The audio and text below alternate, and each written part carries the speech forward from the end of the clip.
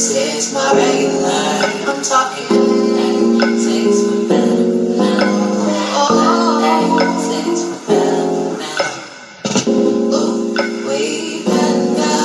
Oh, says my regular, I'm talking things for better now. Oh,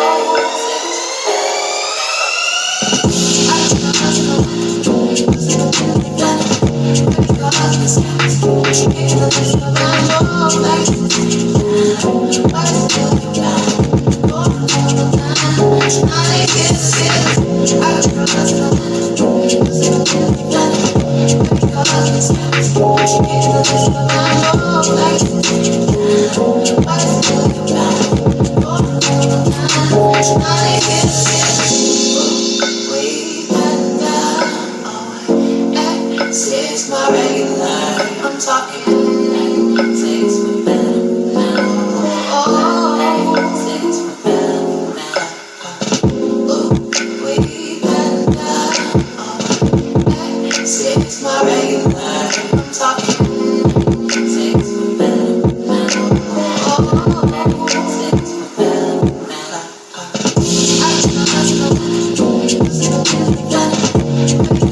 Says my regular, I'm talking things for better now. Oh, things for better now. Way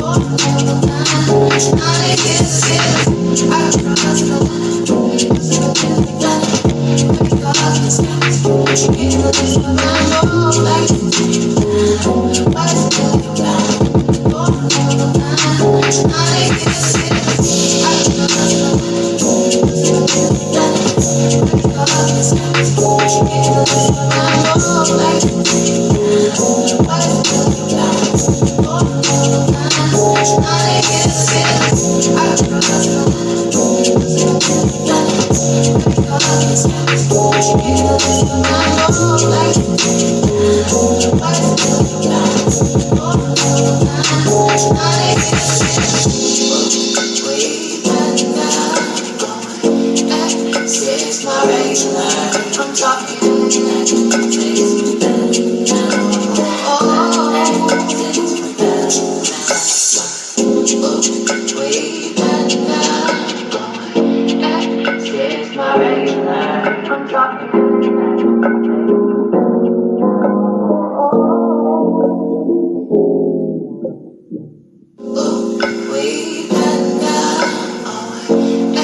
Says my regular, I'm talking things for better now.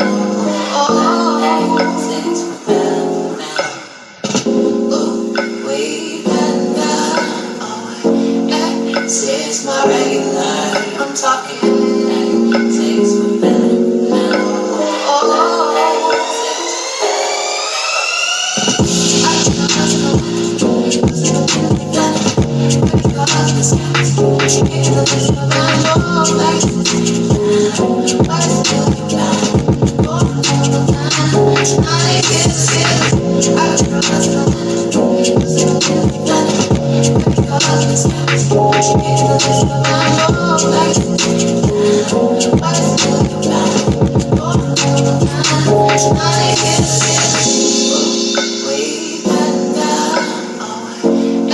says my regular, I'm talking things for better now. Oh, things for better now. Oh, way better. Oh, says my regular, I'm talking things for better now. Oh, things for better now. I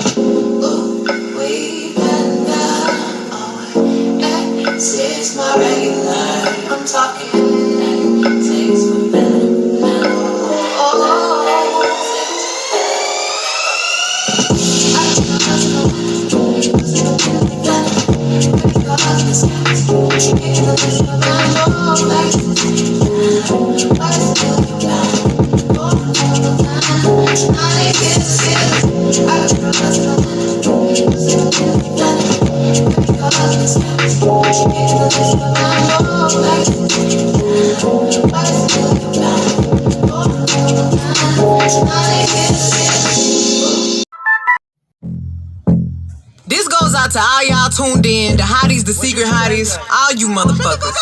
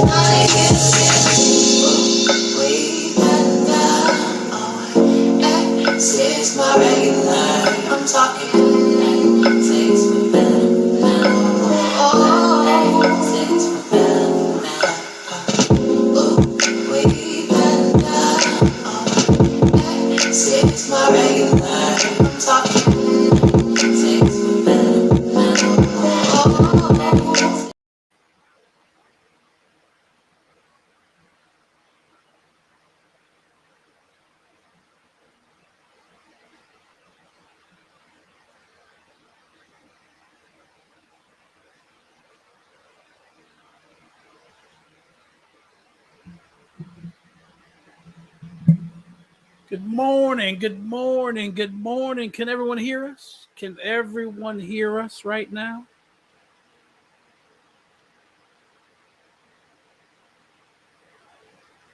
There you go. How's everyone doing this morning on this fine morning we have right here? Our host will be here in 1 second. She's draining the hot tub right now. What's up, fool? I heard Meg the Stallion and everything. I'm like, we finna turn up in the court this morning. Then we started Let popping me up tell y'all something. My all device is kind of up his pictures. desk. Hold on. My device is up his we desk and I'm still hearing my music. So All y'all right. keep talking. Yeah, my Okay. tablet did. It did that strange last night too, but it only did it for like 3 seconds when the song ended. I'm like, I thought it started back up, but it stopped. I No, So don't I know. was when It's trying to. weird. I tried to upload the photo of the guy we're gonna listen to today, and I mean, every one of my things like it's just lit up. It's like everything. Y'all listen. I'm a, This shit is ridiculous. I'm gonna text you what you need to buy.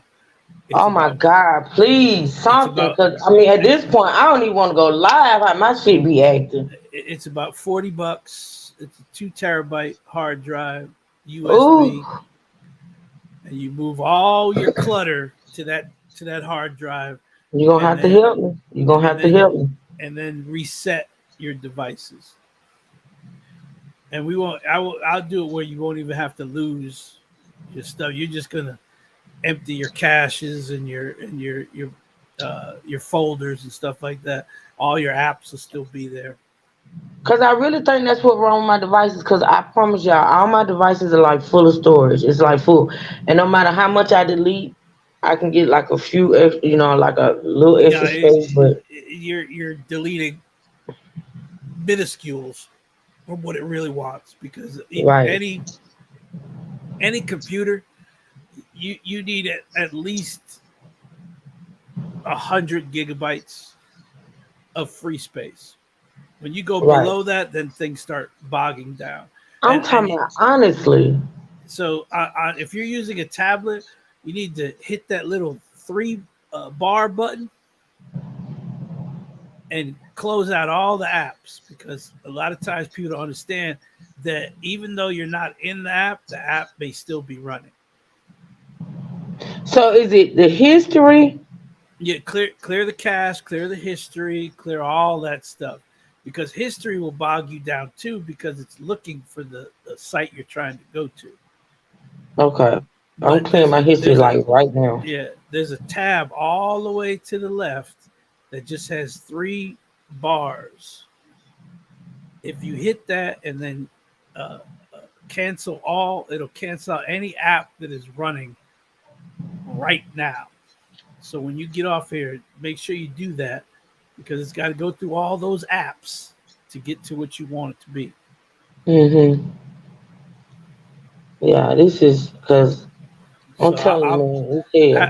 after we get off here, I'll call you and I'll walk you through simple things you could do, and then I'll send you the thing to order the 2 terabyte hard drive that's USB.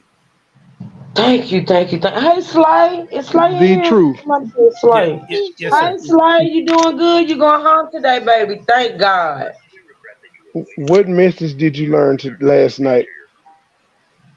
Uh, uh, don't don't fuck with Fawn and Juicy. And don't say monkey. Don't say Oh put that no, monkey up. funky monkey. No. Don't refer to the woman's vagina as a funky monkey. We all learned that last night. Y'all don't Even never though learn, so you'll even though probably do it women again. even though No, you'll women probably do it again. yeah, I will. I will because I got a Technically, short. that was E. Brooks' fault. Yes, I She said it definitely. first. Yes, she said it first, and then Fawn repeated it. I'm just gonna put it out there. I'm sorry, I didn't mean to throw you under the bus, but you repeated it, and you actually added funky to it. Child, y'all gonna learn. Y'all gonna learn when it come to foreign abuse scam. Y'all gonna learn. All Well, right, let me get. sensitivity is not my strong point. I know. We all see that. I'll be home this evening. Okay, Slay. Listen, Slay. DM me when you get home, sweetie. DM your sister when you get home, baby. Okay. Yeah, thank y'all for the prayers for Slay. We appreciate them. She's going home today. Let me do a little quick roll call because I don't think it's too many Um, people. Let me see. E. Brooks, Juicy is not here to defend herself, so we will refrain from attacking her right now until she comes. Then we can do it in her face. Good morning, Rosie. Good morning, Gabe. Good morning, Miss Carla. Hey, E. Brooks. E. Brooks, you better tread lightly. Hey, Snow Cold. Hey, Nene Nicole. Yeah, Nene Nicole. I'm glad y'all like that music. I really want y'all to relate before we start. Hey, Matt. Hey, Miss Marge, where you been, girl? Miss Marge. I miss you, girl. Hey, serious. Hey, Miss Margie. You love that pig. I do too, girl. I think it's cute. There's our sleigh. She's in the palm tree. She need to be resting. Hey, Miss Carla. Let me see who else we got. Hey, Miss Ann. Hey, Fun Baby. Oh, Lord, there go Fun Baby. Let me see. Let me see. I don't want to miss anybody, y'all. Hey, Candy Corn. We love you too, Slay. All right, y'all. D True and Trey, y'all behave. Please behave, okay? We Y'all will did be enough on. last night, and y'all probably gonna do a little bit too much tonight. But hey, We will that's be neither on here or our. there. We're on our best behavior, right, Trey? Yeah, right. Yeah. Okay. Mhm. Well, I'm multitasking. I'm like on hold with an important call, and then I'm talking to my concierge slash secretary slash I forgot what the other one she said. YouTube wife. Yeah, I'm gonna be in and out. You know what? See, what I'm gonna need you to do is focus. I'm gonna need you to focus. Now I I am a get multitasking, and I'm no, fixing no, no, and no. I'm I fixing get the important breakfast. phone call, but you and E Brooks talk all motherfucking day. Y'all can get out the phone to participate in the We, live. Now, yeah. don't make me call you out. I will. Ma'am, I am participating in the Did I live. hear? Did I hear E Brooks? Did I hear E Yeah, Brooks? that's who Oh, it okay. is. That's Okay. who it is. Okay. Man, who the hell is Wreck It Ralph? Where did you hear E. Brooks Rick, said? She Rick, ain't said Wreck It, I nothing. don't need to hear E Brooks. I don't Wreck It need to Ralph hear her. is a cartoon She that didn't say came nothing. out, an animation She that ain't came gotta out. say nothing. She don't have to say nothing. Now, man, who is Wreck It Ralph? Wreck It Who is Ralph. that? Wreck It Ralph was an animation that came out. I want to say 5, 6 years ago, and it was Wreck It Ralph wrecks the internet. And he a big So doofy does this guy. guy look like him? Uh, uh, yeah, but Wreck It Ralph got red hair, I think. Ebro, And don't play with me, Ebro. and, and he got I can and, put you in the Ebro. I can and put you in it if I want to. and this guy wearing his daddy's suit. Oh God! Now here you go with the suits again. Like, will you leave these people clothing alone? That's definitely his daddy's suit. That ain't his Oh suit. my That shit, it don't even God! but it don't it can't even button. Jesus! Y'all, please hit the like button on the way in if you don't mind. Okay. Y'all, please hit the like button for your girl. Okay. Trying to keep this commentary in the algorithm. Okay. Also, feel free to hit the cash app. Y'all heard the truth say I gotta get a part. There's gonna be $40. Y'all know I'm a broke bitch, right? So I need y'all to help me out to get this part from my computer so my shit can stop glitching. It's ridiculous. You ready, D Truth? We're finna get into it. Now this guy's name is This ain't this Rogue or no? Yeah, this is one of his friends, right? did I put it in the title? Uh, Hold on. What's my title? yeah, Paul Murdock's friend. Okay, let's see. Yeah, Will Loving. Will Loving. Yeah, he was one Will of Loving Paul. looks like he played football since he was about 3. He's a big, stocky young man, cute little young man. But he looks like he been tackling and playing, defensive end for about, all his life. But this is one of Paul's friends, y'all. This is where we're getting into the good stuff. Now we're starting to hear people like friends, and soon it's gonna be family members. We're getting into the good stuff now, y'all. So this young man's name is Will Downing, and he's about to testify on day. I want to say this is day 7, or no, day 6. It ends with Mister. Day 6 ends with this guy. So we're gonna get into it. Y'all be sure to hit the like button. Feel free to support the channel. Okay. Thank you, D True, for being here. Thank you, Trey, for halfway being here. The fuck? Anywho, let's get into it. Let me make sure my sound is up, y'all. Okay, you're gonna hear the judge. Well, the judge is coming in, then you're gonna hear the jury come in, and y'all know how it goes. Jury takes 3 days to come in.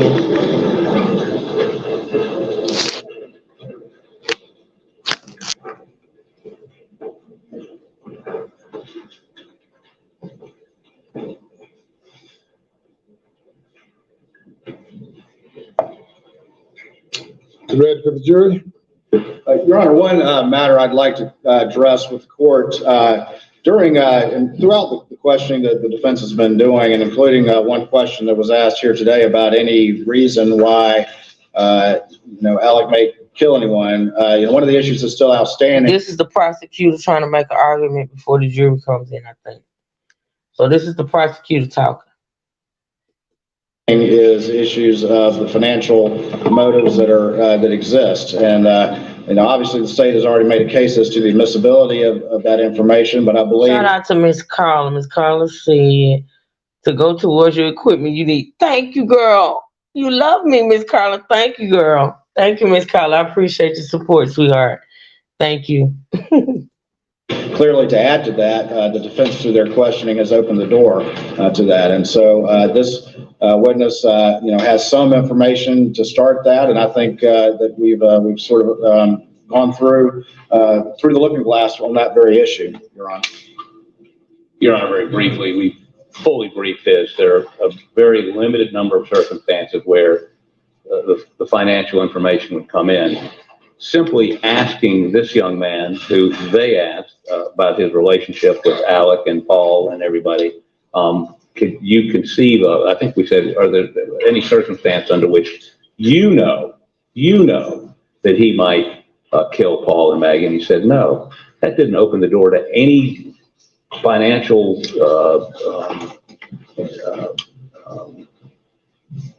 crime that he may have committed. And again, the admissibility of that financial information, those financial misdeeds, is not, this motive, by the way, is the most ludicrous.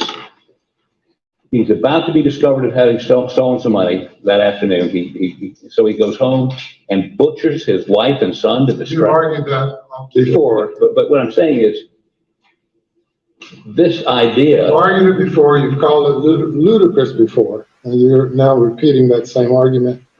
Okay, can I give some background to this? Oh, absolutely, because a lot of people may not understand what they're arguing. Okay, what they're arguing about is that they released text messages from Alex's phone, and on Alex's phone is the law firm demanding Alex pay them $750,000 immediately.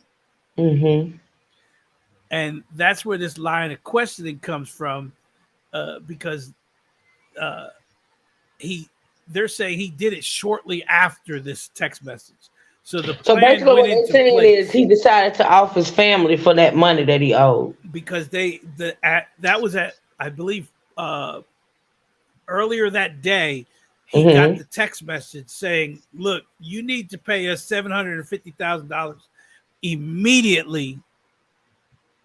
And Alex never returned. Hey, McKay. That text. He never responded? He never responded to that text. Okay. Hours later, he murders Paul and Maggie. So the prosecution is saying that text message started the chain reaction.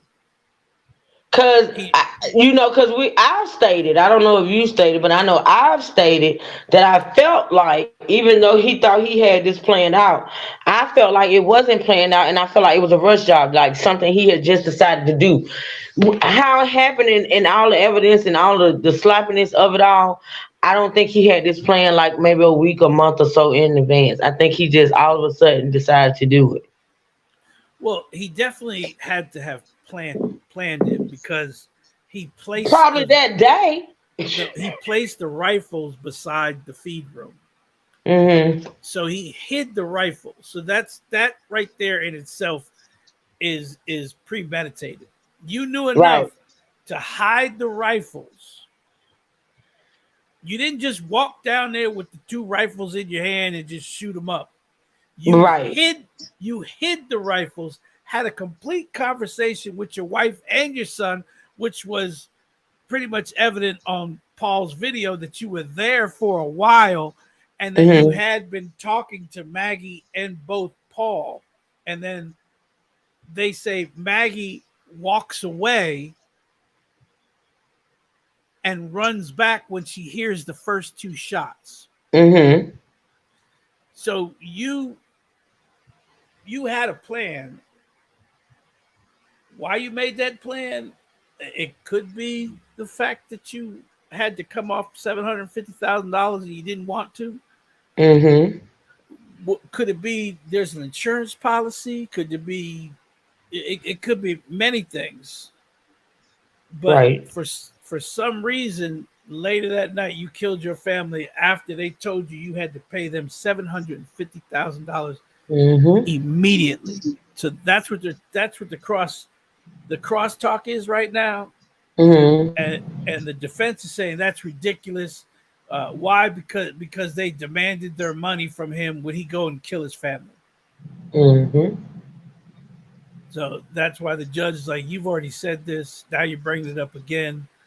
Do you have any new things that you want to add to this? Yeah, because he's already made the argument and the judge already overruled it, but yet he's still saying the same thing. Yeah. And that's what the judge is saying. Is there something new here? Because you already said this and I already overruled it. And here you are again saying the same exact thing you said what I overruled before. Did you think it was going to change? So what he's saying is, I didn't open that door. You did. So you can't add the prior bad acts, because see, what people don't understand is if your defense brings up something, then the prosecution may examine it. But if a judge rules that prior bad acts cannot come in, the defense has to open that door. The prosecution cannot. But if the defense does open that door, that's why they don't advise defendants to to testify, because once they testify, once they get on that stand, prior bad acts can come in. Yes, because they could be inadvertently asked about prior bad acts, like, "Hey, did you ever kill anyone before?" And that's why in this case, and it's going to be something interesting to hear. He's going to take the stand in his own defense. Yes, and that's when he admits that he was there. That was him on the recording Paul made, and the phone call that what's his name made to Paul. So, all right, go ahead. Let's see what the judge have to say down here, because he's already cussing. Put your ass down and let's get back to work, because he ain't trying to hit. Okay, here we go, y'all. Y'all be sure to hit that like button. Support the channel. My point is, no door has been open, and if we're going to have a full discussion on this, you indicated you needed factual basis. There has been no factual basis established. Thank you. All right. Yes, sir. Your Honor, again, and we have argued this, and I'm not going to repeat the various arguments that I've made. I think that we have, just to sort of summarize a little bit, we do have a specific confrontation that day. We also have the pendency of that hearing. And for the jury to understand that, we have to understand the extent of what is about to be exposed and what that actually means for him, the prospect of losing everything in life without parole. Will Loving. And he is one of Paul's friends. He's mostly here to talk about firearms and the shell casings and things like that. But he also will talk about a little bit about the boat case, about the pressures on the family, about selling the house in Hampton, and the fact that that there were financial pressures because of that boat case that they were having to deal with. And I made it clear to the defense as well as to Your Honor that before we went into subject matter like that, that we would, that we would of course certainly alert the court. For this particular witness, that would be the questioning that I intend to ask that witness. This witness, he's my witness. Any information he has about financial pressure or the reasons they sold the house would be solely based upon hearsay, and it certainly didn't come from any conversations with the defendant. He has no independent knowledge of any of that. So aside from the overall 404B evidentiary rule, I mean, there's no basis of this witness doesn't have any actual knowledge of that. Yeah. We will proceed with the testimony. I'll rule based on any objections I hear. Thank you. Bring the jury.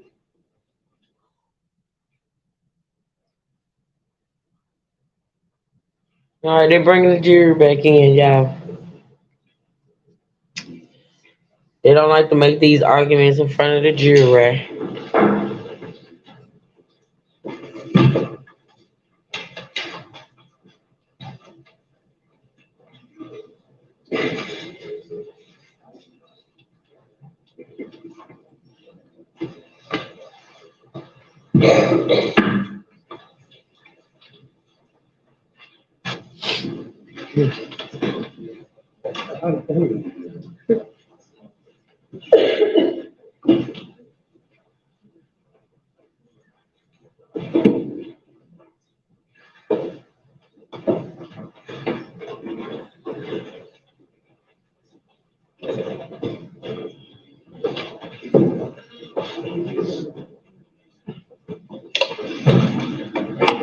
Jury is present, sir. Thank you. You may call your next witness.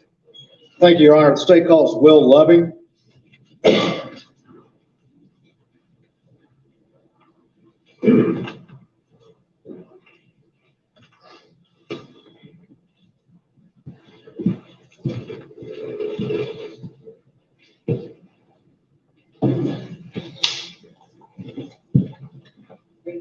Left hand on the Bible. Do you affirm the testimony that you give the truth in this trial shall be the truth, so help you God? Certainly, God. Take a seat in the witness stand. State your name again for the record. Spell your last name.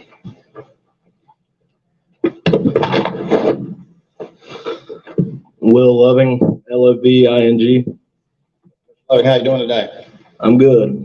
All right. Tell the jury just a little bit about yourself. Where'd you grow up? Where'd you go to high school, college? What you do for a living? I grew up in Columbia, South Carolina. I went to high school at AC Flora. I graduated from Georgetown State with a forestry degree. Pursued that for a few years. Now I'm working down in Charleston for a marine construction company. That's about what I'm doing now. What year did you graduate from high school? Graduated high school in 2015, and I graduated from Georgetown in 2020. Where are you living these days? Just living in Charleston. Did you ever, over the course of your life, get to know Paul Murdock? Yes, I did. And tell me, when was that, roughly? I met Paul when I was probably 15 years old, down at Edisto. He was probably 13, and our friendship just met on the beach one day. That's about where I met Paul, but we did pretty much everything together down at the beach whenever I was there and he was there. We'd go hang out on the beach, we'd go on the boat, go fish, or, just hang out.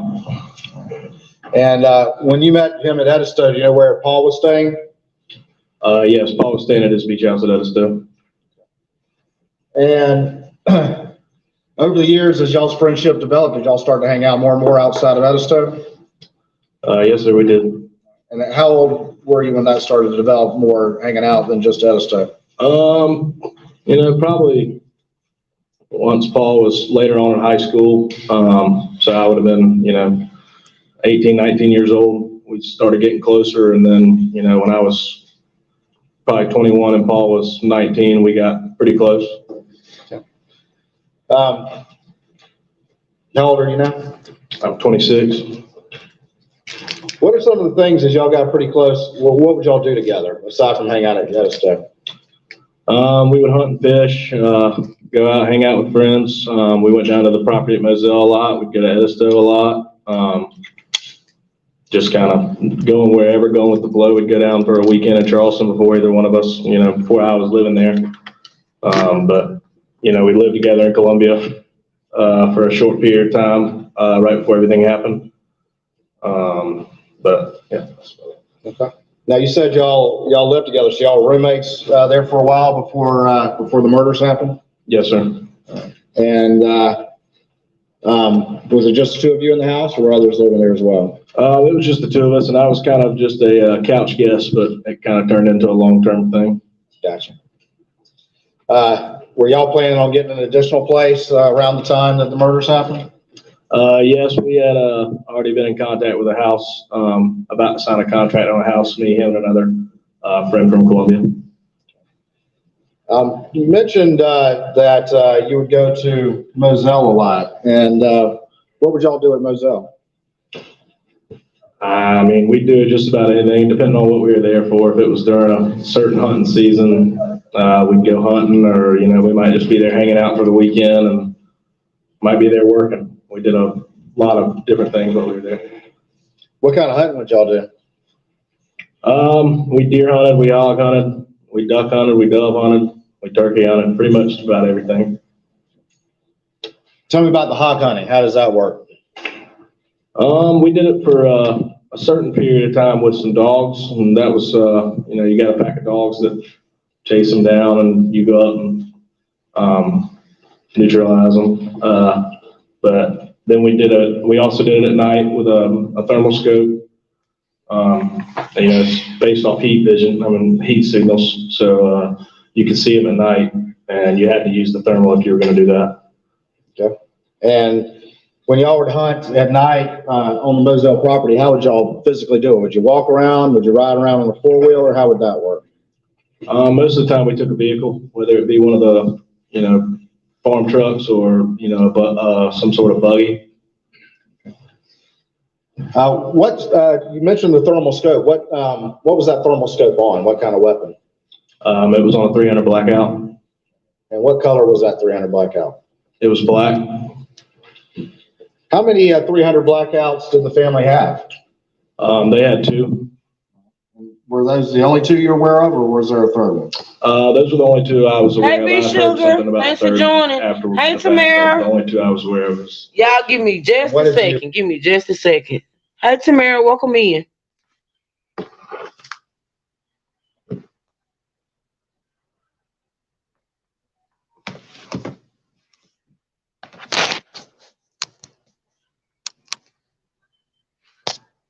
D-True, can you hear me? Yes, I can. Hold on, I need to go. You're starting to sound like a robot now. Okay, all right, give me a second. All right, I went and grabbed something.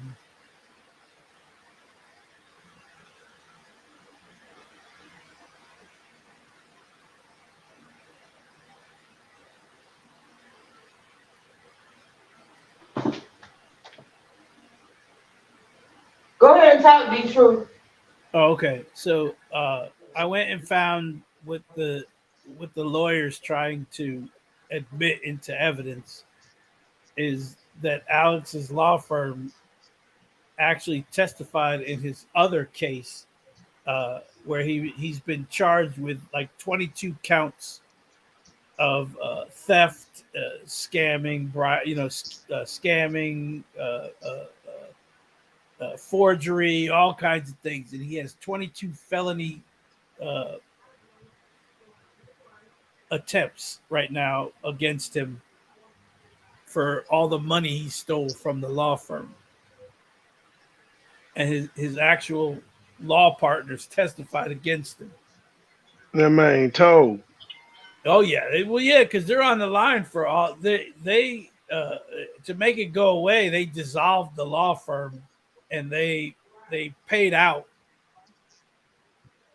the money that was owed to them, not the complete amount, but they paid out a lot of the people that he had swindled, because he took hundreds of thousands of dollars from people's accounts and told them, hey, all I got you was 75,000, when in fact he actually won like 2.2 million. or $500,000. But he was telling them, we only got this much. Here's your check. And I mean, these people are poor, so any check that he handed them was probably, oh, thank you so much, really appreciate it. And he knew that. But in order to swindle the money out of his maid's children, he actually made a shell corporation by the name of Forge. And he had his friend, who was the two boys' lawyer from the maid, move the money over there. Mm-hmm. Hey, Coco Cabana. And then he told the lawyer to pay them, X amount of dollars each, which they never received at all, because that's when they caught him. Yeah. The boys, the law firm caught him, which makes me think that I don't know. I think the law firm threw him under the bus because he was about to get caught. Mm-hmm. And they were gonna be involved, like some type of way. They were gonna be involved. Yeah, they was covering their asses because he was in their law firm, so they would be held liable also. Mm-hmm. So they dissolved the law firm altogether. The law firm that his great grandpappy made, they dissolved it. Yep. And started they dissolved it, and they went back in business, but they changed the name, right? Yep. They changed the name name of it, and they all opened individual. B Sugar, did I speak to you, sweetie? Good morning. Go ahead. So they opened individual law firms. Mm-hmm. Yep. To cover themselves. And this happened just the other day with the pharmaceutical company for the OxyContin. Really? They motioned that the family that owns it is not liable. Okay, why wouldn't the family that owns it, why wouldn't they be liable? They're trying to say that they're not liable. The corporation was liable. Well, hell, they own the corporation. So indirectly, directly, however you want to put it, they're liable. They said, well, the deal was that they would put up $6 billion to pay out to all the people that filed the lawsuit. So just like the law firm did, they dissolved whatever, they hid something, they moved something around, and then they protected themselves. And that's exactly what those corporations do. Yeah, that's exactly what Alex Murdock's firm did. They pretty much moved everything so they would not become totally liable, and then they settled. Because they're going to tell you, hey, we could do this, but it may take 2-3 years before you see anything. Here is this money right here. You could take this, and then I need you to sign this, and then it all goes away. Right. Or we just go to court for 5-6 years. It's a long time to be going back and forth to court. Yeah, you're not getting any of that money until the day, and then even if you win, you still got to wait for the appeal. Absolutely. Yeah. All right. So let's listen to a little bit more Will. All right, go ahead. Let's see, Will. Yeah. You heard about the third? I just heard it got stolen out of Paul's truck at a party. Was that years ago? Years ago, yes, sir. So there was a replacement gun, a third one. Is that correct? Correct. What was that gun like? It was about the same as the black one, except for the color of it. It was tan. It didn't have any kind of sight on it. The first few times I saw it, and but other than that, it was about the same thing, just a different color. It was a tanner color. And where would that gun typically be located? I never really saw it move from the gun cabinet room. Most of the time it was in the main house at Moselle in the gun cabinet room. You mentioned that that particular gun didn't have a sight on it. or an optic on it. Is that correct? That's correct. And what does that mean? What's the difference between having a scope or a sight and not having? How do you shoot it if it doesn't have one of those?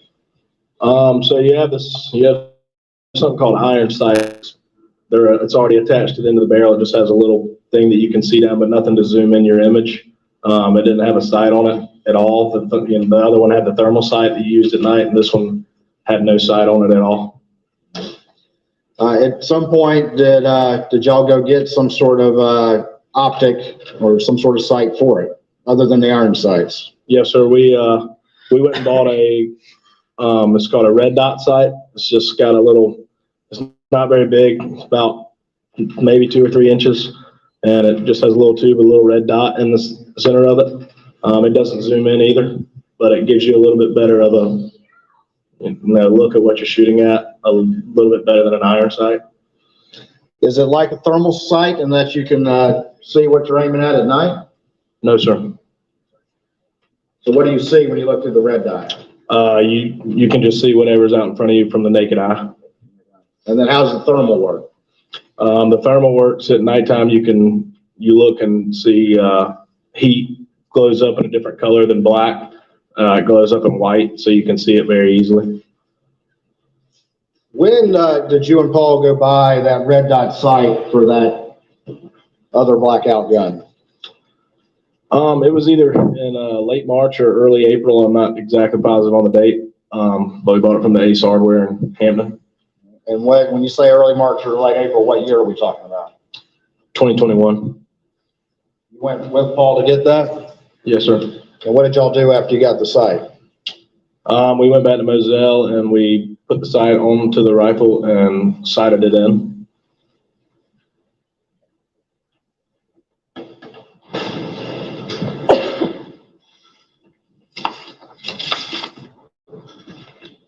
Describe to the jury what you mean when you say you sighted it in. When you get a scope that's not already sighted in, you have to calibrate it with the barrel of the gun. So you have to go and change certain things on the side or on the top, whether it needs to go up or down or left or right when you're shooting. So that's what we had to do with that one, and it just moves. It doesn't move the dot necessarily inside the scope. It just moves kind of the whole thing, the whole sight. Before we get to that, I want to ask about the property just a little bit. I'm going to show you what's been marked as Stage 303. And ask you to step down with the judge's permission. I want to ask you about a few areas on the property.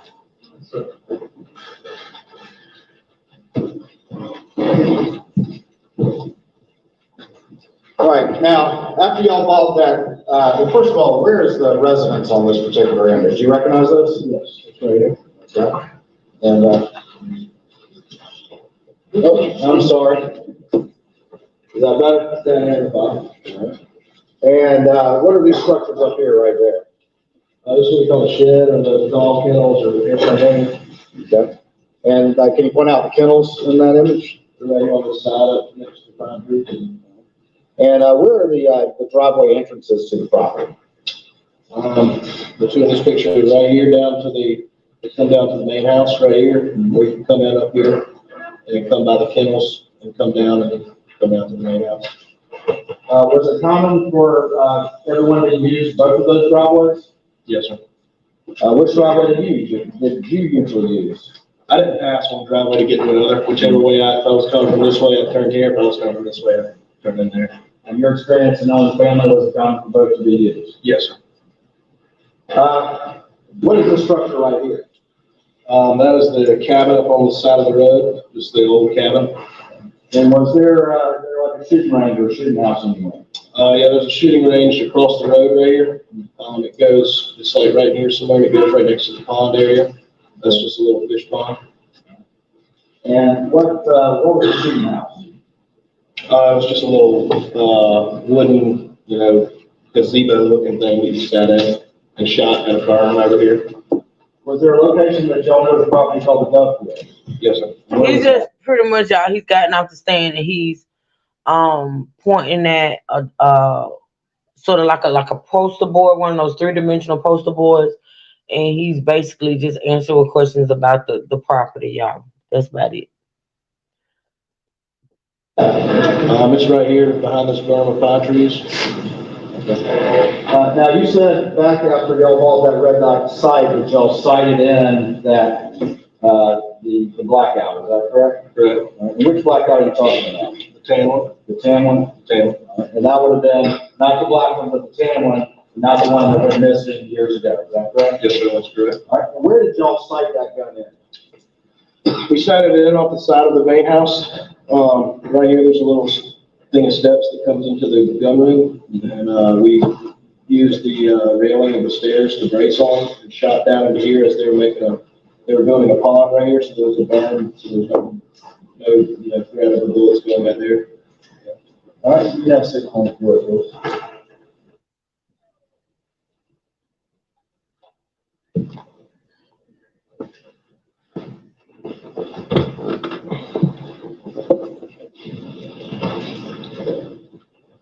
When did y'all sight that gun in? We sighted that gun in at the very beginning of April or one of the last couple days of March in 2021. And how do you know that it was late March or into April of 2021 that you sighted in that tan blackout with the red dot optic on it? Because that same weekend we were out hunting hogs in the Delafield with the thermal scope on the black 300 blackout, and we also took the brown 300, the tan 300 blackout, with us with the red dot sight, but it wasn't very usable because you couldn't see what you were shooting at as it was dark. But we used the thermal, and I remember we saw 4 turkeys up in a tree, and we were talking about maybe turkey hunting that morning right there, but I think we scared them when we decided to shoot the hogs. So y'all decided to sight in the tan one the next day or thereabouts? Yeah, it was sighted in the day before, I believe, or the same day, one of the two. And y'all were standing right outside the gun room in the main residence? Correct, yes, sir. All right, I'm going to show you what's been marked as State's Exhibit 88. You recognize this gun? Yes, sir, that's the black 300 blackout. All right, and what optic is on this? The thermal scope. Is this the gun y'all were sighting in, or was it a different gun that y'all were sighting in, standing right outside the gun room in March or April of 2021? It was a different gun. It was a different gun. Yes, sir. Did it have a different optic on it right here? Yes, sir, it had the red dot sight on It had the red dot.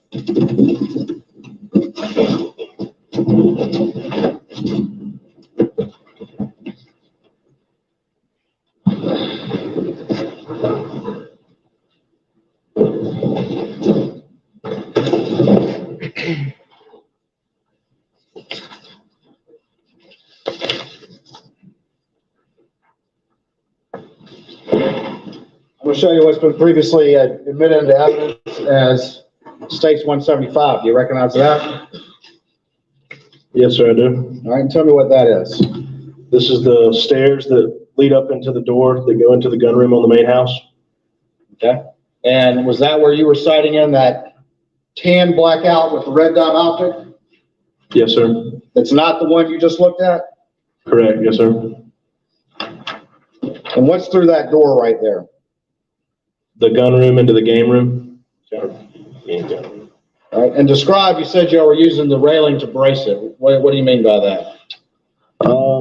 We were using this right side of this right side if you're coming down the stairs railing, because we're both right-handed, and you can brace up against it to make sure you're steady when you shoot at the target. I'm going to show you what's been marked as State's 176, and do you generally recognize that image? Yes, the bottom of the brick below the stairs on the side door. And was that where y'all, in the general location of where y'all were sighting in that third blackout with the red dot optic? Yes, sir. In March or April of 2021? Yes, sir. All right, I'm going to show you what's been marked as 177 States. Do you recognize that? Yes, sir. And what area is that, please? That is the flower bed right next to the stairs going up. Okay. Is that in the same general area where y'all were sighting in? I don't understand why they asking him. Well, I mean, maybe you can explain it too. I really don't understand why they asking him about the layout of the property. What are you thinking? He's trying to establish, is this the gun that you guys cited? Because Yeah. okay, so to understand what he means by that is, so Okay. what you're doing is you're placing, normally to cite a gun, there's a vice grip that is locked down.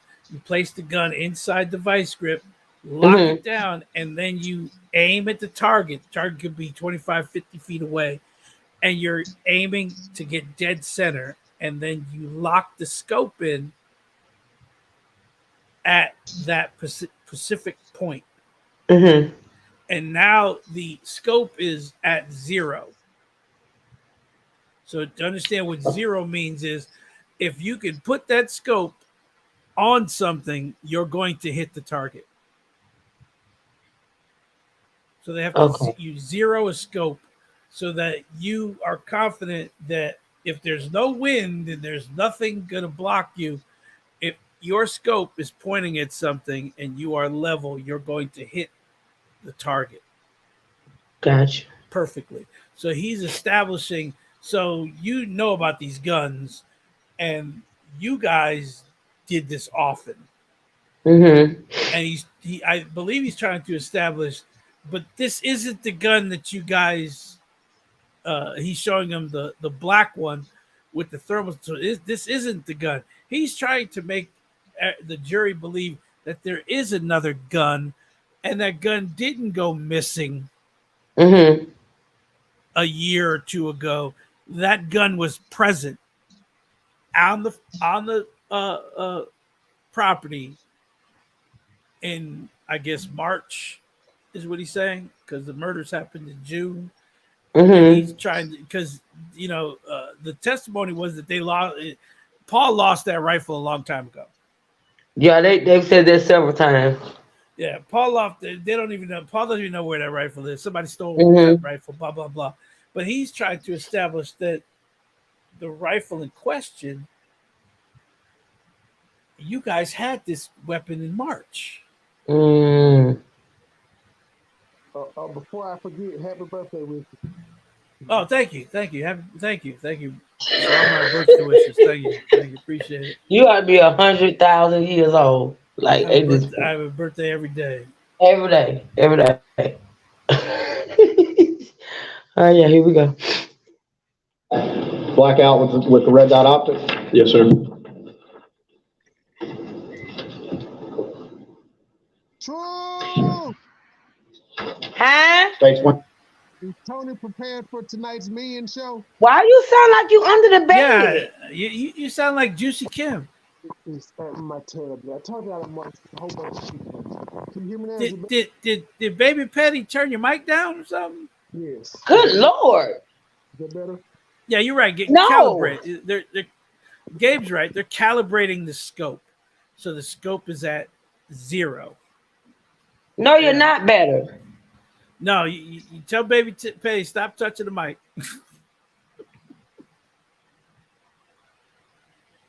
Say something. You probably on mute now, y'all. Oh no. I might need to refresh. Yeah, Yeah, you gotta do something because you sound like you got the covers over your head under the bed. No, you sound like you in the trunk of a car, talking out the trunk. Somebody done hemmed you up. Damn it. Okay, Juicy K is mad at me again. Yeah, because you keep fucking with her. I'm not fucking. I'm just saying. You know how sometimes you can't really. She sounds like she's further away from the mic. I'm just making a point. So people. Yeah, you know, just Kim, she be all over the place, huh? Just Kim, what you say? It is amazing how motherfuckers talk. Good morning, Juicy Kim. Good morning. We only talk about you because we love you. Now you and Juicy Kim made up last night, I think. Can y'all please now get back into it? Okay. Okay, I'm sorry. I was Juicy just Kim trying to make an analogy. Like an analogy that, hey, that this is what. Okay, Wait a minute. maybe Trey will get out of the trunk. I think he dropped and came back. Let's see. Yeah, he dropped, but he didn't come back yet. Ooh, I'm gonna let just Kim come up here and say what she got to No. say later on. Yeah, I'm Oh, gonna okay. let All right. All when we right. I get thought through you. with this, I'm gonna let her come up. Cause see, you're not gonna keep bothering Juicy Kim. Juicy, Trey, let's go. Can you hear me? you No, still you sound sounding like you Trey. What's going on? have baby Petty let you out of the trunk. Hold on, wait a minute. How about this? Is that better? My Unplug your goodness, mic. did the device get wet or something? Yeah, unplug your mic and Ridiculous. then plug it back in. How Look at about now? fun snitching. Look at fun snitching. And look at E. Brooks. Leave her monkey alone. I see. I didn't. Juicy. I didn't say that. I was just reading. I was just reading. Mm, I mm, didn't. mm, mm. I didn't talk about your Yeah, monkey. I don't know what to do with these people. Like I don't know what to do with my family. This is a dysfunctional family, okay, y'all. So just know that very dysfunctional. There you go. How do I sound now? You're still a little low, but you're better.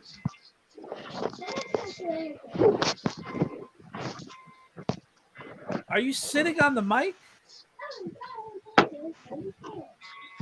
Trey got issues, y'all. He got issues today. Oh, fucking hell.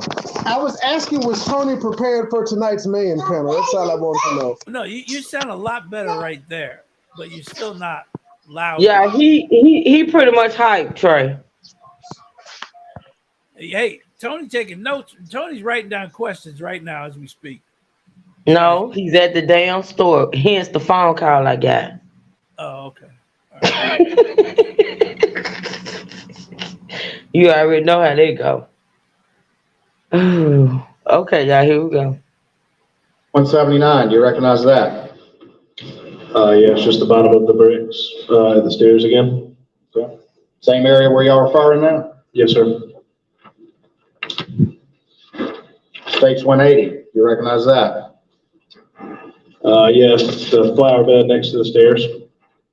Okay. Same general area where y'all were sighting in that other blackout? Yes, sir. It's not the one I showed you? No, sir. It's not the one I showed you? Oh, yeah. No, sir.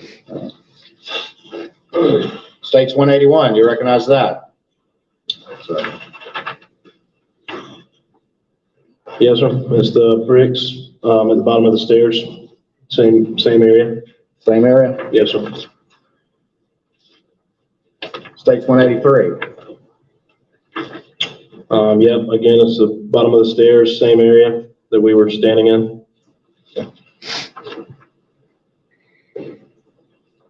All right, I'm going to show you now what's been marked as States 184. Do you recognize that? Yes, this is the little gazebo type thing at the shooting range that you sit in to shoot your rifle or whatever you're shooting.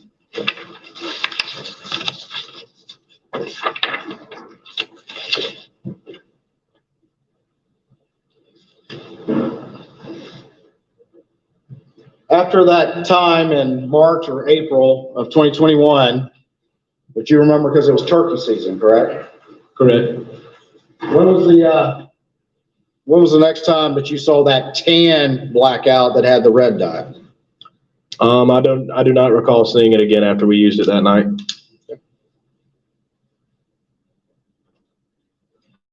The black blackout, was that done frequently with Paul? Yes, sir. If he was at Moselle, a lot of times we had it with us. Yes, sir. All right, and where would you have it? In the back seat of the truck most of the time. If we were, riding around late or coming home from somewhere late, just to, check something, go look for a hog or something. Did Paul have a shotgun that he favored? Yeah, he had his Super Black Eagle 3 Benelli shotgun. And can you describe it any further? What did it look like? How was it colored? It was camouflage and sort of like a cryptic, like bluish purple camouflage. Not real sure of the name of it, but it was more of a distinctive color camouflage. Yeah. I'm going to show you what's been admitted into evidence as States 89.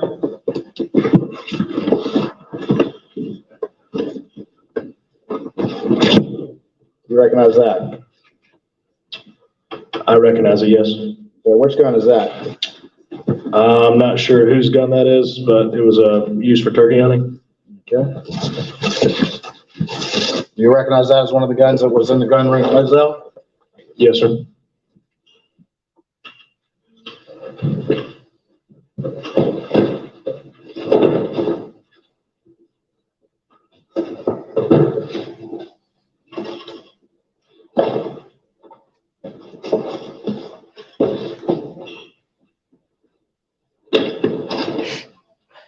I'm going to show you what's been marked as states 4 into evidence.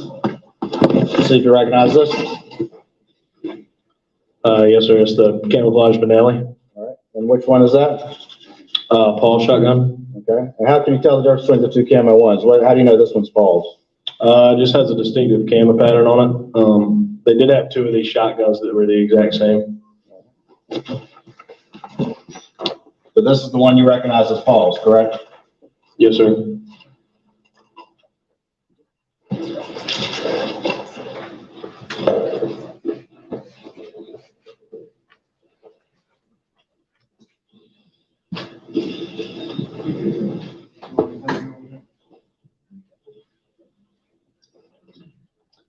The 300 blackout round, is it a fairly loud round when it goes off? I mean, yes. I mean, it's a gunshot, so it's pretty loud. But it's not extremely louder than any other gun. Is it louder than a shotgun? It's probably a little bit louder than a shotgun, yes. Did you ever have any conversation with Paul about getting a suppressor for that 300 blackout? Yeah, I asked him why I didn't get one, and he said that, you know, when you put a suppressor on a gun like that, it decreases how far you can shoot and makes your accuracy go down. So the gun that we already had with the night vision was already not a very long distance gun, so he didn't want to put a suppressor on it.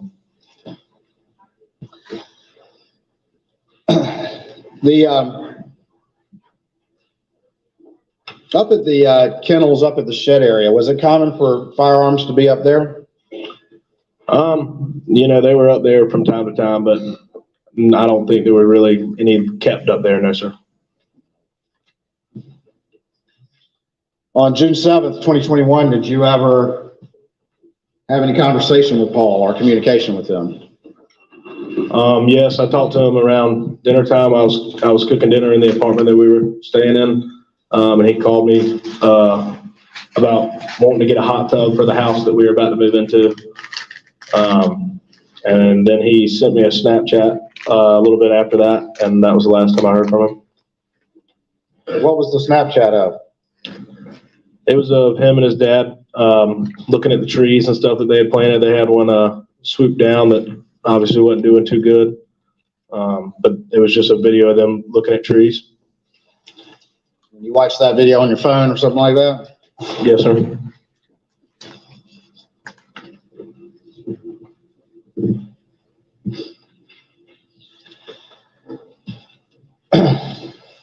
Over the years, as you got to know Paul, did you also get to know his family as well?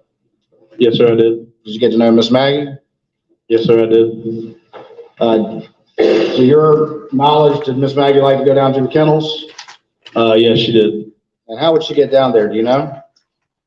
Sometimes she would use her bike or her car or walk. She liked to walk. There are 2 labs around a lot around the property.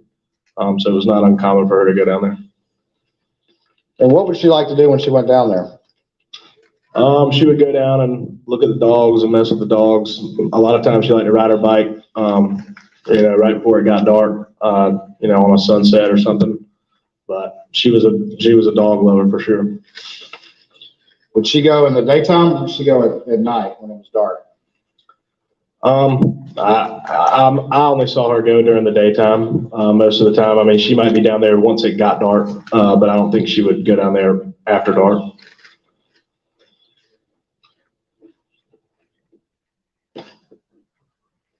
Let me ask you a little bit about Paul. What was his cell phone usage like? He used his cell phone a lot. So he wanted to respond to you pretty quickly, typically? Yes, sir. He would respond pretty fast. You know where he kept it when he had it on him? What pocket he kept it in? No, I do not. I mean, I know he kept it in one of his front pockets. I would have remembered if he kept it in his back pockets, but I don't know which one it was.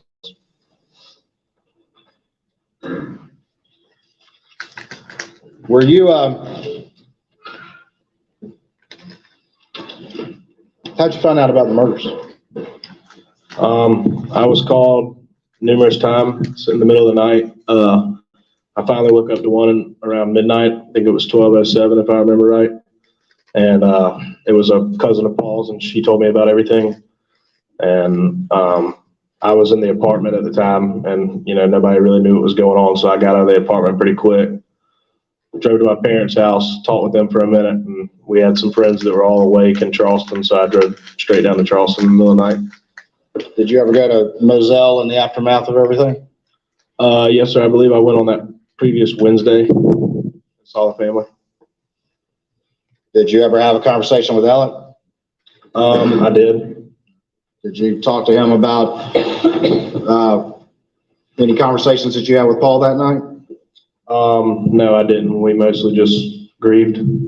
Did you ask him about what he was doing that night or what happened or the events of that night at all? No, I did not.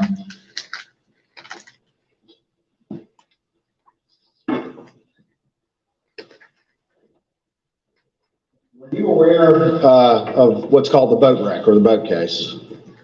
Yes, sir. And were you aware that Paul had been charged in that boat case? Yes, sir, I was. Were you aware that Alec Murdock had been sued in that boat case? Yes, sir, I was.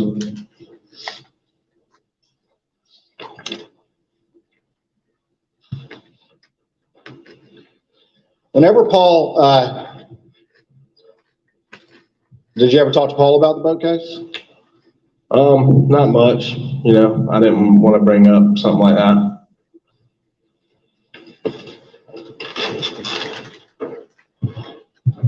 You mentioned that the family had an Edisto Beach house, is that right?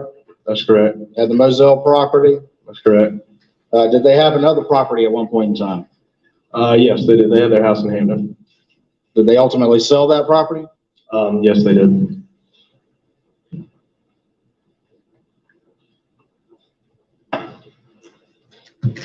What was your understanding as to why they sold that property? You can answer if you know. It was just through the grapevine to help pay for some of the lawsuits that they were under. The objection is sustained. You say through the grapevine, did you ever have a conversation or were privy to a conversation with Alec about that? No, sir. When you, did you have a conversation or were you privy to a conversation with Paul about that? We talked about the house being sold, but I don't believe he ever told me that that's what it was for. Hey, Mr. Lou.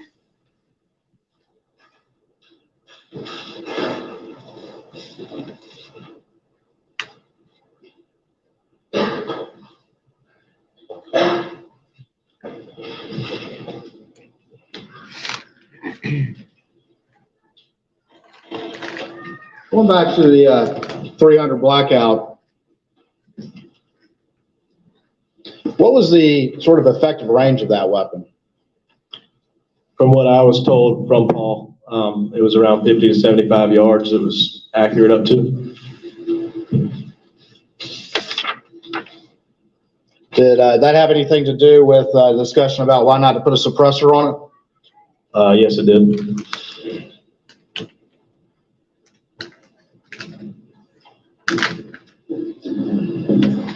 When y'all were shooting that tan blackout 300 blackout rifle with the red dot optic on the side of the house in Moselle in March or April of 2021, who was doing most of the shooting of it? Paul was.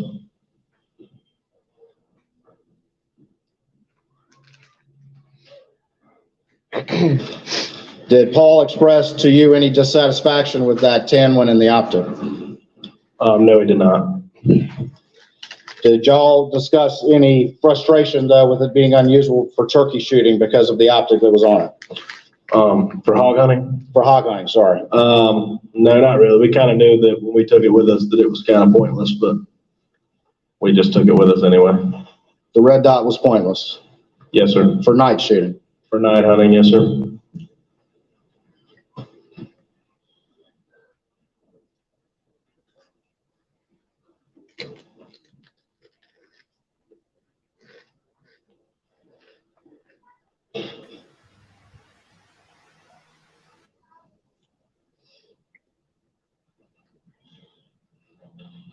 Said you were present when they purchased the red dot, is that right? Yes, sir, I was. Purchased the red dot? Yes, sir. Who paid for the red dot? It was put on a store credit that was his father's. That was his father's? Yes, sir. Whenever Paul needed money, who would he get that from? He would normally take his dad.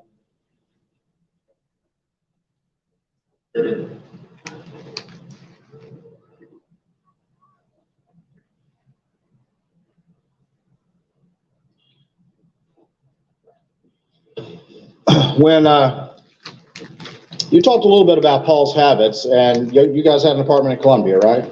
Yes, sir. Did Paul like to go to Charleston a lot? He did. He liked to go to Moselle a lot? He did. Did he spend time in a lot of different places? Yeah, he was all over. He was all over? Yes, sir. Happened to be back in Moselle on June 7th, 2021, is that right? Yes, sir.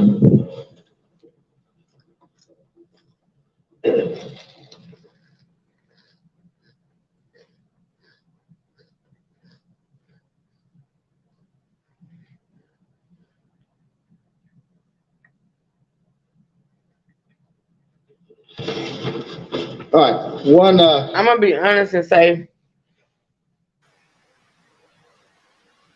I don't understand the line of questioning for this friend right here. I mean, I'm pretty sure it's something. But he did this with the other one too. He kept. That's what I'm saying. He kept discussing the guns. I guess he's trying to put in the jury's mind that there's always guns laying around. Mm-hmm. That they were very familiar with the use of firearms. Mm-hmm. They constantly went hunting.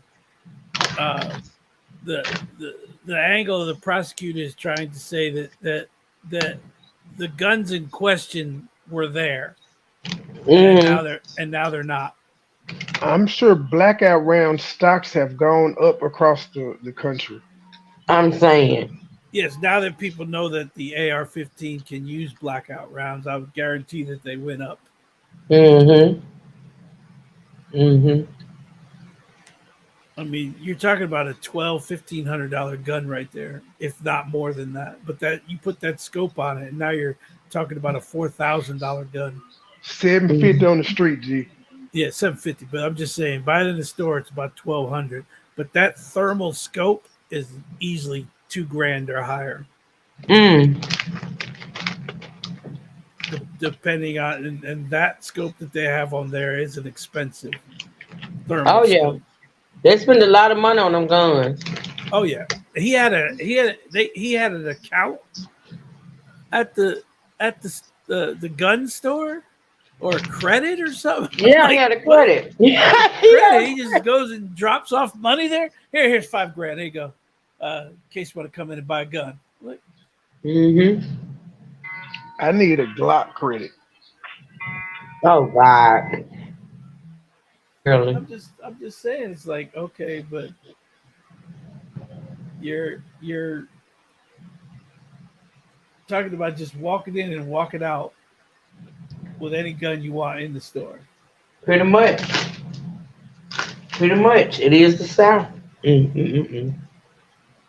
One last thing. Have you had the opportunity to view a video at the kennels in Moselle? Yes, sir, I have.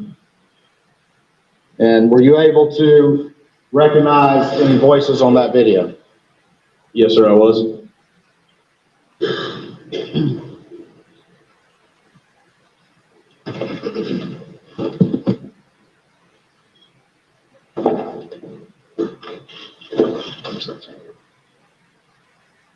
All right, Your Honor, this time I'm going to play State's Exhibit 297 for this witness.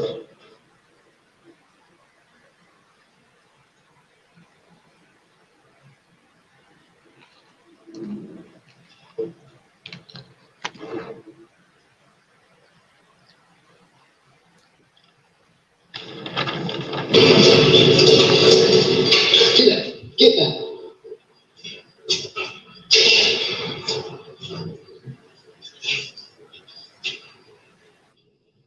Quick, Cash.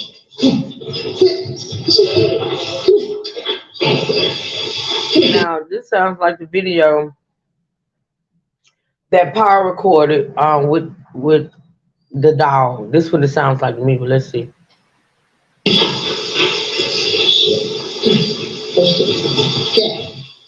Hey, got burgers now. Oh, hey, my brother. It's a kitty. This is a chicken. Come here, come on, Cash.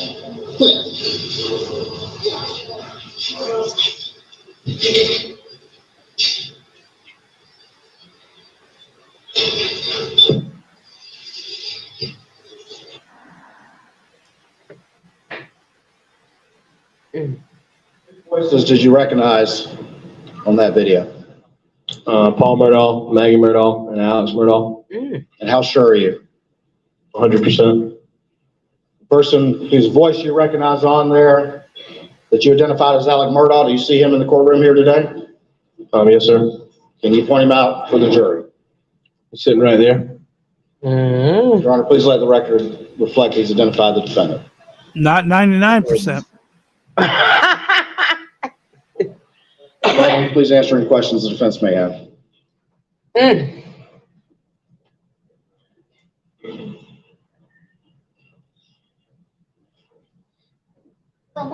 Okay, hold on, y'all. Hold on.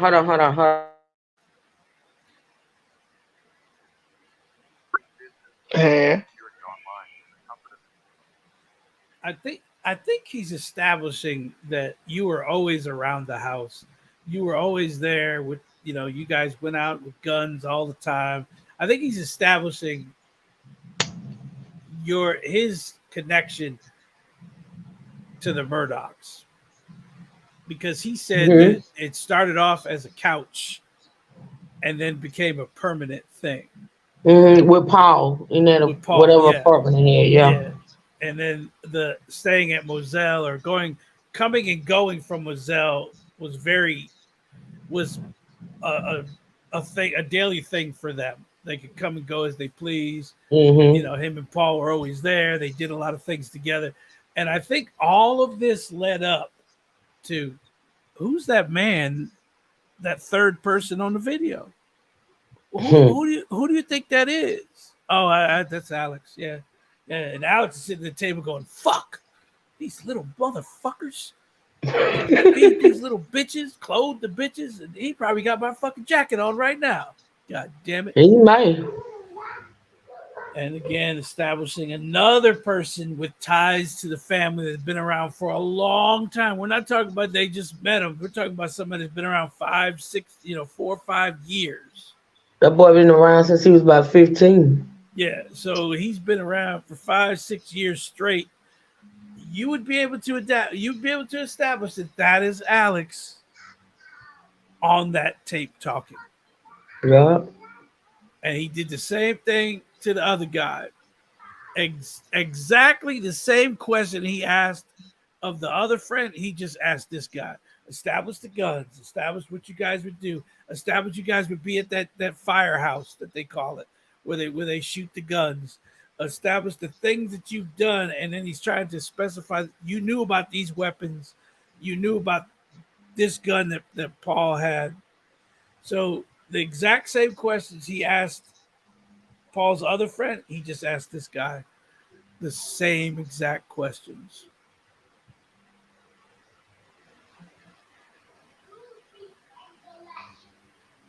All right, go ahead. All right. Good afternoon, Will. How you doing? Good. This is defense, y'all. The prosecution is done. And now this is the defense questioning Mr. Will. A little bit. You mentioned about a Snapchat video that you received on sometime the evening of June the 7th. Do you remember what time that was? I don't. It was later in the afternoon, somewhere around like 7 o'clock-ish in that area. And what was it of? It was Alex and his son Paul. They were riding around looking at trees that they had built and, laughing, having a good time. Everything. So he posted it on, I don't have Snapchat. Maybe most people here have Snapchat, but tell us a little bit about what that is. Snapchat's an app on a smartphone that you can send pictures and videos to your friends. You can save pictures and videos, but it's just an app that most young people use. And it's a way to share videos. Correct. Yes, sir. My kids have it, but are the videos supposed to disappear after some period of time? Yeah, they have a limit on them. You can either send it it'll play over and over and over again until somebody clicks off of it, or you can go up to like from 1 to 10 seconds. But you can also save a Snapchat if you want to look at later. And is it like Facebook? You have friends that want to be in your circle of Snapchat? Is that how that works? And did Paul have a lot of Snapchat? They call friends on Snapchat? Yes, sir, he did. And would he frequently post things on Snapchat? Yes, sir. And would he frequently post things, events like he did on the evening of June the 7th when he and his father were out, messing around with a tree? Yes, sir, he would. And would he post stuff with his family events? Yes, sir, he would. Okay. And the Snapchat when he would post it, would it go to everybody who's in his, I guess, group? Yeah, you have to send it to certain people. He wouldn't necessarily put stuff. They have what's called a story that everybody that you're friends with can see. He wouldn't necessarily always put stuff on his story, but he would send stuff to whoever he wanted to. I think we're going to learn more about Snapchat, but let me ask you, when Paul would post on Snapchat, could people see where he was posting from? Did he have his location services activated? I don't think he kept his location on. Sometimes they have filters and stuff that show you different areas where you are. But I don't think he kept his Snapchat location on. Well, when he posted the video of he and his dad at Moselle, could you tell that he was at Moselle? Yes, I could tell he was at Moselle just from being there, but maybe somebody who doesn't know the property wouldn't know. Okay. All right. You were asked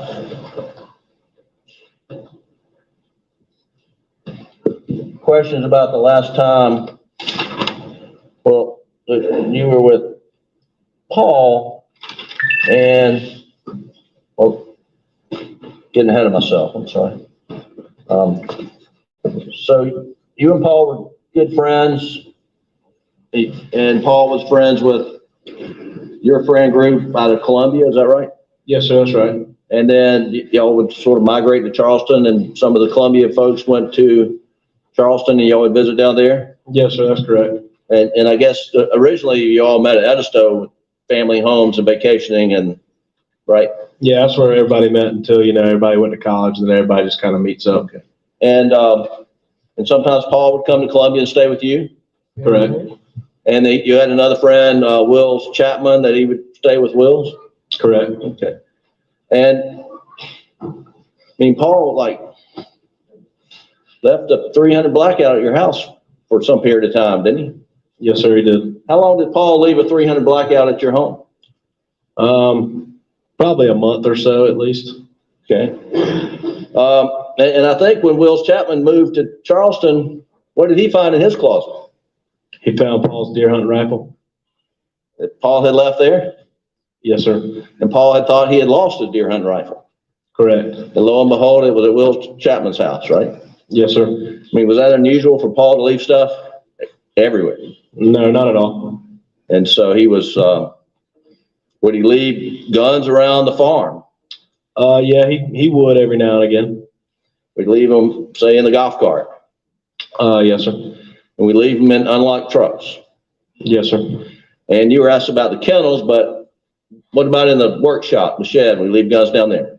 That's where I was, referring to. You'd see them down there sometimes, but I don't think there was ever guns permanently down there, no, sir. Okay. And when he left the 300 blackout in Columbia, was it the one that Mr. Waters showed you, the black one with thermal scope? Yes, sir, it was. Okay. And you learned at some point in time that he got a replacement for one he had previously lost? Yes, I did. I didn't even know that it was a replacement. Like I said, I didn't know about the original one. I just remember seeing the brown one. And that brown one did not have a scope, right? No, sir, it didn't until we bought one. And you went with Paul to Ace Hardware store and purchased a scope and a mount for it, right? Yes, sir. Now, the day that you purchased the scope and the mount, was it the weekend that you were talking about, where the last time you used it? I'm not sure if it was that weekend or maybe the next weekend, but they were both pretty close together. Okay, but you were there when he purchased the scope and the mount? Correct. And you went, did you go back to Moselle and put it on the gun? Yes, sir, we did. And did you use the gun that weekend or waited till the following weekend? I'm not 100% sure if we used it that weekend or if it was the following weekend. I know we sighted it in that day that we bought the scope for. So that was the day when you were shooting off the railing beside the gun room? Correct. The day you bought the scope? Yes, sir. Okay, and it's possible you hunted with it that weekend, but if not, it was the following weekend? Yes, sir. And had you ever seen that gun again after that weekend or the following weekend, whichever it was? No, sir, I haven't. Okay. And would you be able to more accurately provide, know when it was? I think you said late March, early April. If you saw the receipt from the purchase? Yes, sir. Okay.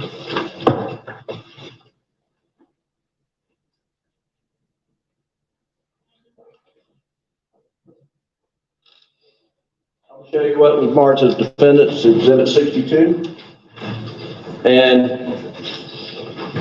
ask you, first, do you recognize Paul's signature on that document? Yes, sir, I do. You know that to be his signature? Yes, sir. And does that reference the purchase of red dot scope and the mount? Yes, it does. And that's from Ace Hardware? Yes, sir. And were you there with Paul when he bought it? I was. Your Honor, we would introduce Exhibit 62 in evidence this No time. objection, Your Honor. A different one than the one you just handed him that you said. It's the same one. It's already in evidence, isn't it? It's just marked for identification, or is it in evidence already? I'm looking at that evidence right now. Thank you. Will you tell the jury what the date of that is? It is March the 6th, Okay. 2021. And Your Honor, I have a calendar here that says March 6, 2021 is a Saturday, and I would just like the court to take judicial notice that March 6, 2021 is a Saturday. No objection. So, Thank you. So knowing that it was purchased on March 6, 2021, a Saturday, does that help you reflect, remember when you last used the gun? Yeah. So that was a Saturday. So we would have sighted it in that Saturday. And I do remember using the gun. It was the first week of turkey season because we were going turkey hunting the next morning, which would have been either March 20th or March 22nd. I can't remember what it was 2 years ago, the opening day of the season. So it would have been 3 weeks after we sighted it in. Okay, so you cited it on March 6th? Yes, sir. Okay. I'll take that back.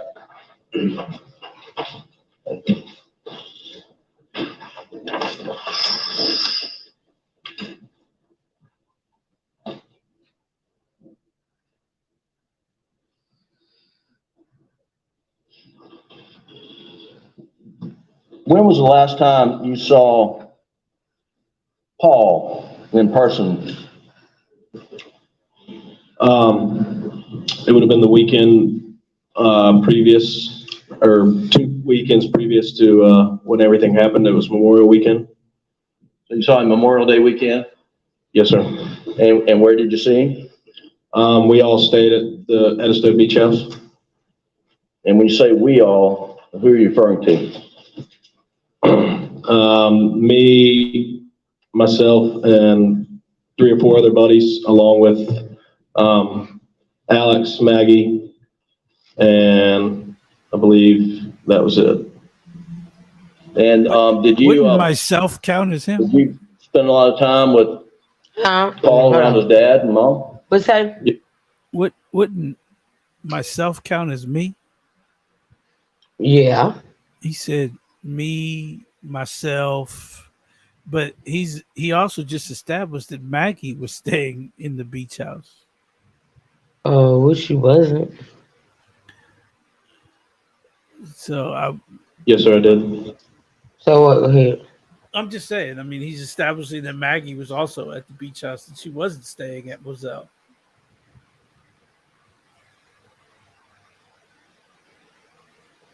Go ahead. I want to see where this goes.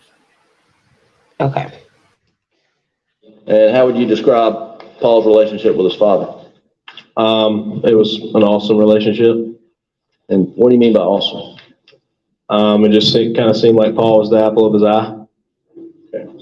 And from your observation, you tell the jury what you observed of Alex's relationship with Maggie.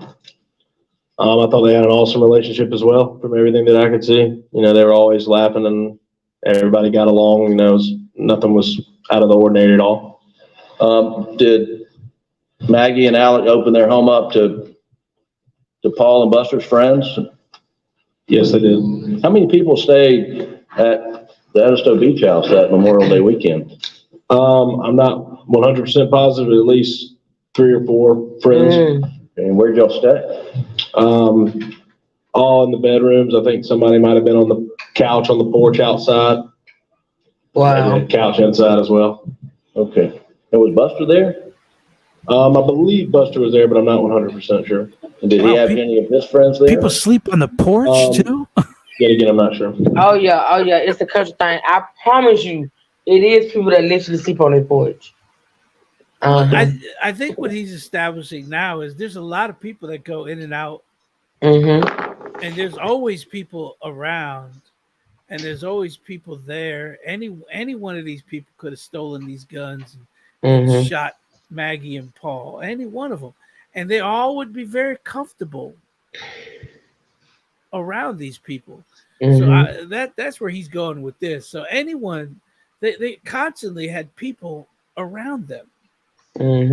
Sleeping on couches, on the floor, on the porch, in the backyard, taking them in, attic. I mean,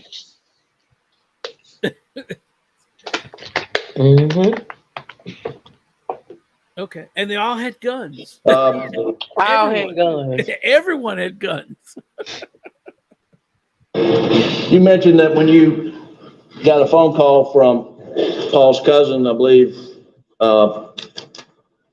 after midnight on June 7th, so early morning, June 8th, you learned what happened, and your immediate reaction was to hightail it out of there? Yes, sir. And were you fearful for your safety? At first I wasn't, and then I was calling back other friends, and people started telling me to get out of there. So then I started second guessing myself, and then I got out of there. And when you left, I mean, did you even lock it up when you left? I honestly couldn't tell you. Okay. I'm going to show you what I marked as Exhibit 61, and it's a disc And before you testify today, do you have an opportunity to view that very short video clip on the disc? Yes, sir, I did. And did you, are those your initials on the disc? Yes, sir, they are my initials. And is it a short video of the Memorial Day weekend when you were down at Edisto with Paul and your friends and Maggie and Alec? Yes, sir, it is. And is it one of a birthday celebration for Alec? It was a birthday celebration for Alex. Your Honor, I would like to introduce Exhibit 61 in evidence and play the video. Without objection. They have this video online. Oh, do they? Yeah, it's the birthday video of Alex. Not Alex, but Paul. They're all at the beach house, and Alex is there too. So Alex is also there this weekend. Memorial Day weekend. Yeah. Uh-huh.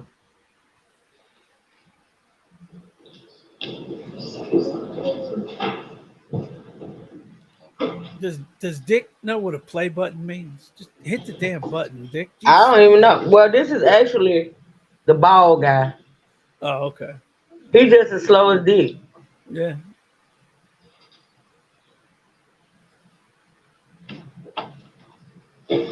Dick resting. Yeah. Ask Dick where the play button is, damn it. Just hit the damn thing. He's just as slow as Dick, child. It's around here somewhere. Ask the kid to play it. He played it earlier. Ask the kid to play it. They got a DVD player over there? Yeah. Damn DVD player. What the hell?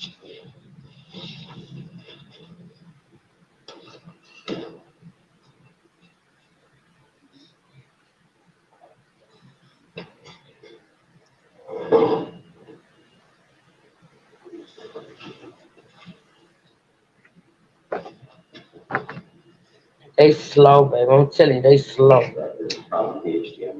Can you just play it without the sound? Yeah. We're gonna play it without the sound. They're gonna play without the sound. Wow. And they couldn't figure out how to turn the sound up? Nope. Singing happy birthday to Alex? Yes, sir, they are. Okay. Well, can you get it? And then they get the sound. Yeah, and then the sound turns on. Oh, it all works together. It's weird. Weird. Happy birthday to God. Happy birthday.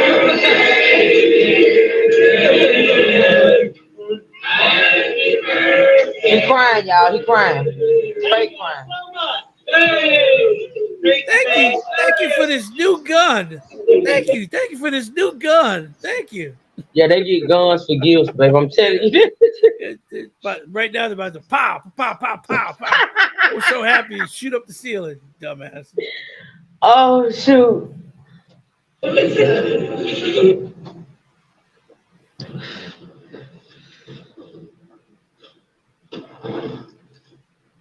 Candy said, "Why would someone name their child Dick?" On the Most Why of would them someone don't. name?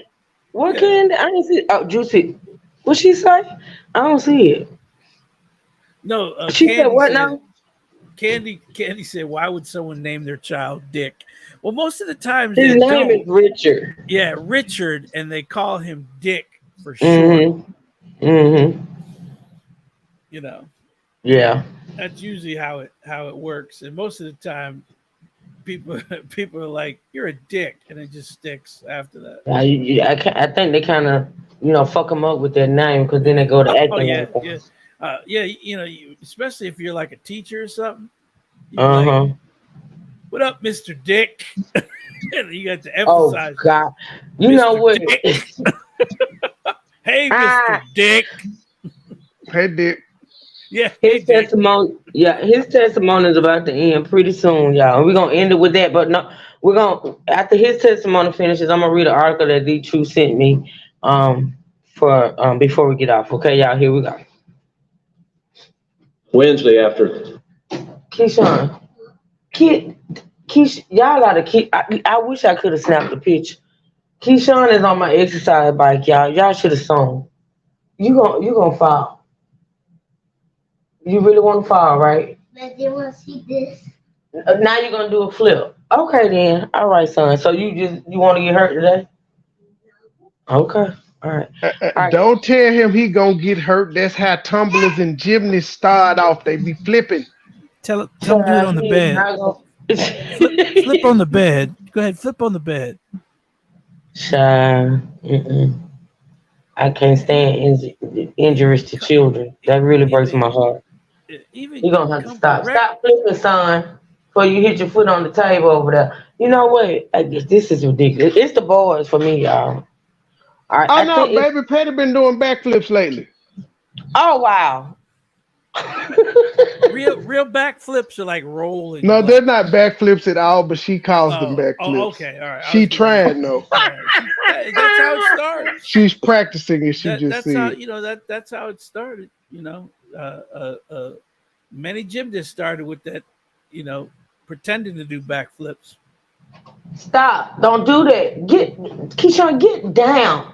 Where is your pawpaw? Don't flip that. Maybe you should sign Baby Petty up for gymnastics. Mm-hmm. Oh, you sound just like E. Brooks. Oh, I'm sorry. I apologize for that.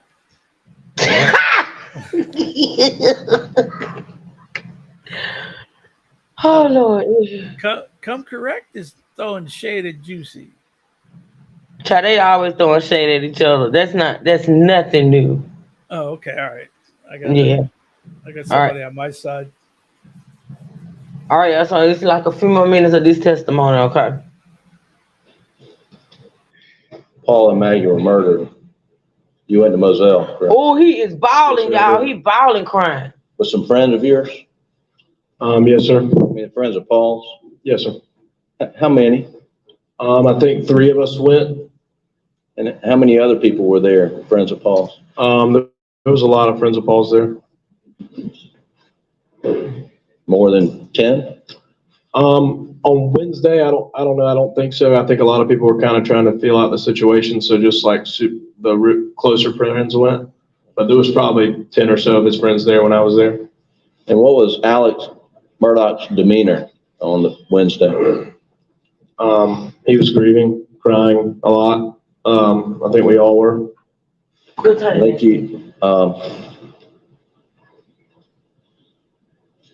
think you described it that he just couldn't talk.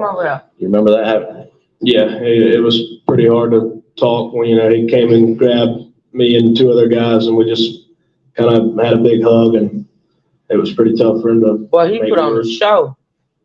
Was he crying? Yes, sir. Were you crying? Yes, sir. Everybody there crying? Yes, sir.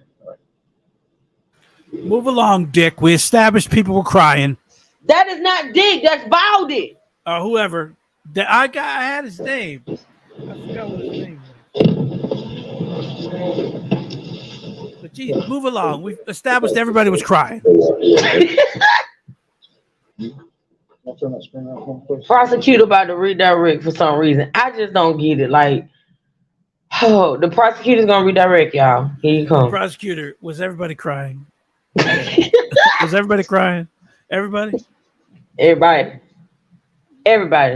It's everybody. Still at the very end, please. He's going back to the video.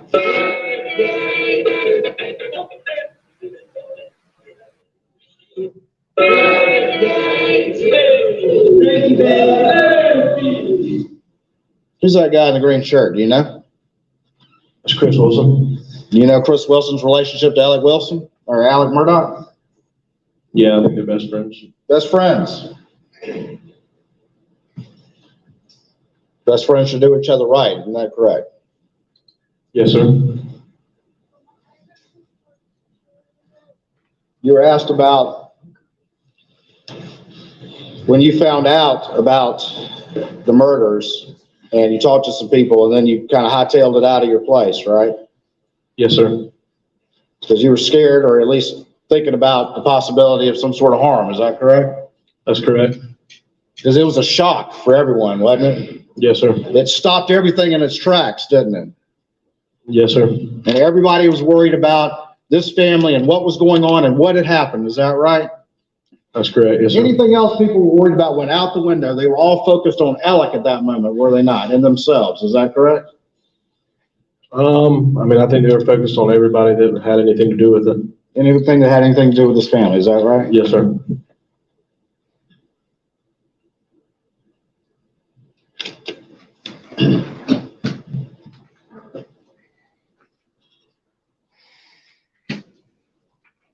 You were shown the Snapchat video. You were also asked about another Snapchat video that you saw the day of the murders. Yes, sir. And what was on that video? It was a video of Alex and his son riding around looking at trees that had fallen over on the tractor or on the golf cart. Was it a short clip? Yes, sir, it was.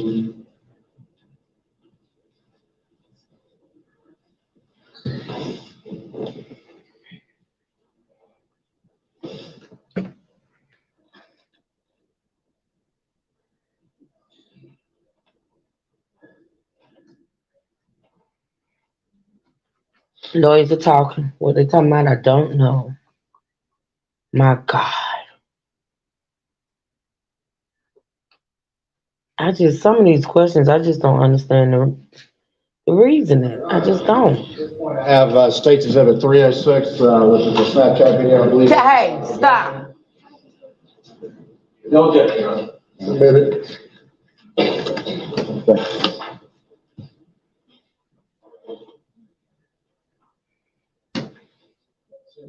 Flip back over, I'm gonna play that tree video.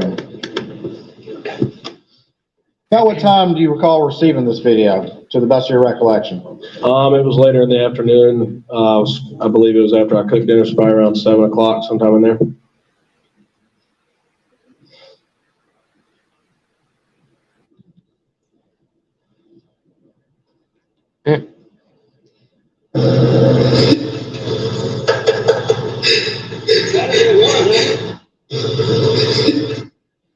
That video you saw?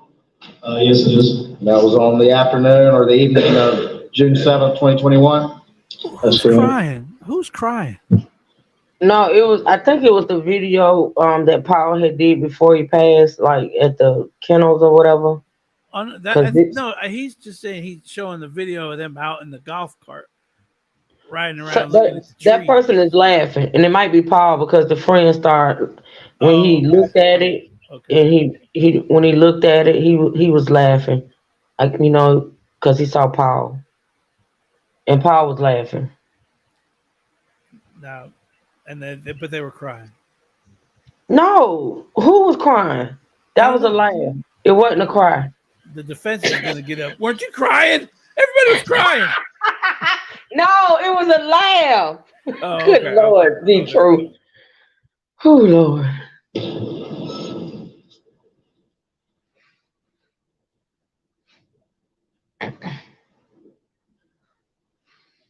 I don't understand what they're doing. This is now they're talking again, y'all. Well, is both attorneys up he was there? wearing, at least in that video. There it is. Yeah, they asked him about the clothes. What clothes was Alex wearing in this particular video that you saw at 7 p.m.? They established that video was taken around 6 to 7 p.m., which is 2 hours before Paul and Maggie are murdered. Or 3 hours. 3 hours. No, 2. Yeah, is it because 9 o'clock? 2 hours before Paul and Maggie are murdered. That video was taken. You saw on the evening of June 7th, 2021? Yeah, those are the clothes I saw in the video.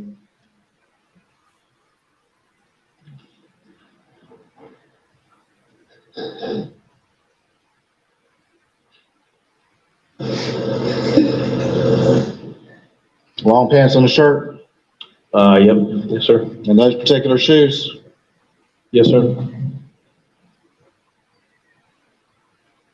And you watched that video in real time when it came in from Paul's phone that evening, is that correct? That is correct.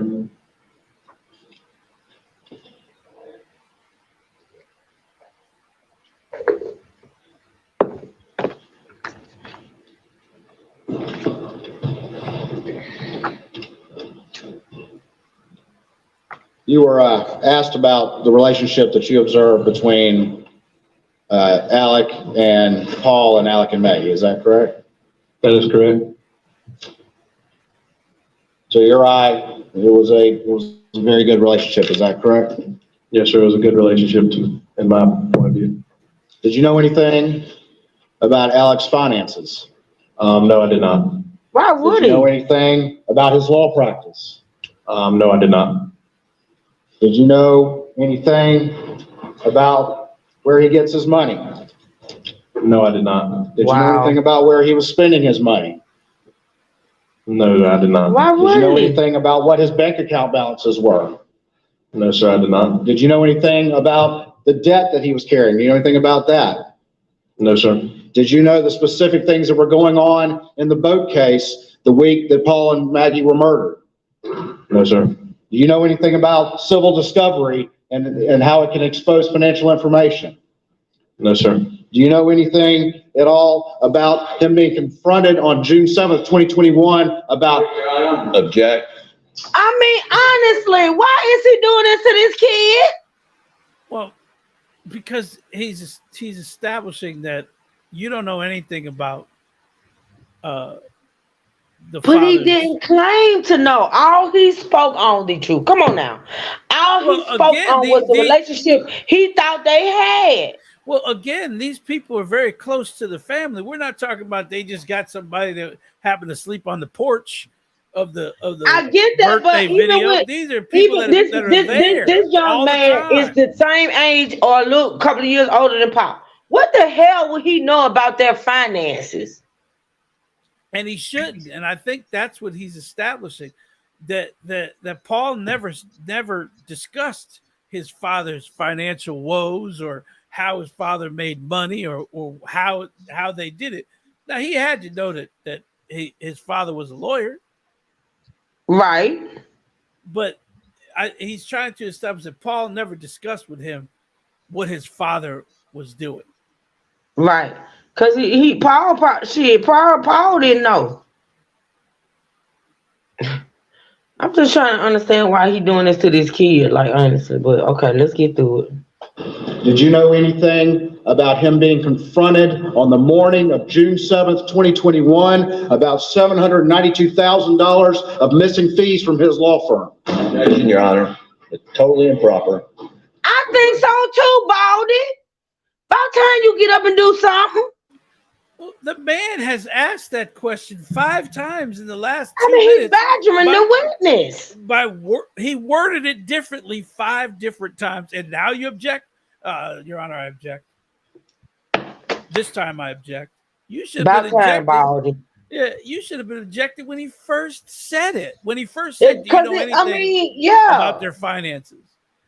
And it'd be like, why would this witness know anything about Alex Murdock's finances? Honestly.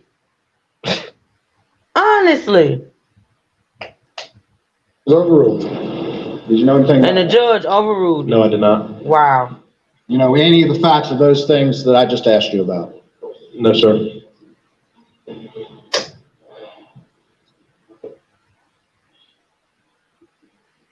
Nothing further. Anything further? Step down. So they're saying that video that Paul uploaded onto his Snapchat was done minutes prior to 8 p.m. Yeah. Which is 50 minutes before they were murdered. Right. So he changed his clothes within 50 minutes. And he thought nobody was going to notice. Of course he did. That he had changed his clothes. Mm-hmm. Mm-hmm.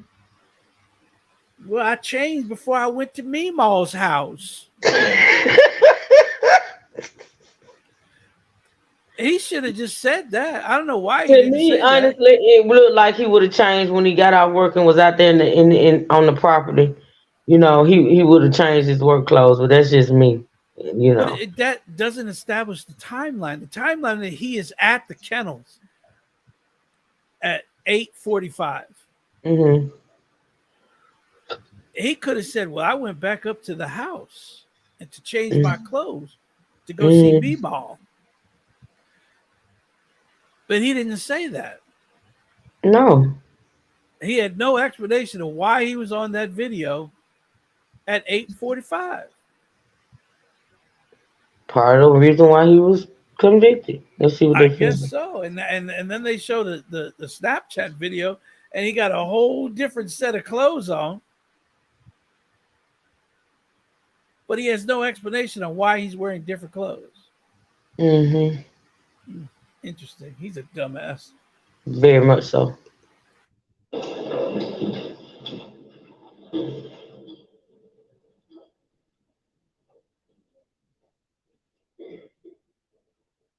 Ladies and gentlemen, that's it for today. We'll see you at 9:30 tomorrow morning. Please announce that's the case. All right, we'll see y'all tomorrow, 9:30. All right. All right, let me go to this article I want to read right quick. We're gonna get into it and then we're gonna get off of here, y'all, because I have to feed the kitties some lunch. This is some 9:30, breaking. This is some 10-ish. breaking true crime news. Uh-oh. CMA pled guilty, and he was sentenced to 40 hours of community service and a year of probation. That is all. Woo! What? Wheel your ass around and pick that trash up, bitch. Oh, sorry. Sorry. All right, y'all discuss that for a minute. Let me check something right quick. I'll be right back. Y'all talk about that. I need to find out if he still has to have his ankle monitor on for this year, though. That would be hilarious. Uh But nigga, you better not, but you better not violate your probation, nigga. You better not. well, no, he doesn't. He won't. They won't make him keep the ankle monitor on. The only reason they had him keep the ankle monitor on because he didn't show up. So they wanted to know where his ass was. He said it was gonna be dismissed though, but he pled guilty. That's not a dismissal. You're a career criminal, sir. No, that's not a dismissal. The charges are double. You got charged and convicted, and you are facing whatever sentence they give you. And now he's going to try to get out of that community service. Oh, I'm so He sick. just gonna end up not doing it and gonna violate. Well, you have a year to do it. I guess you have a year to do or they give you, they usually set a time limit. Like if you have a year probation, they'll give you a year to do the community service time. I hope your probation make you take drug tests.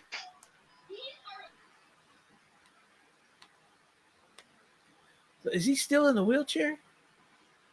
Hell no, that just was a scam for YouTube. Oh, okay. He walking through the park, fucking with people with his basket.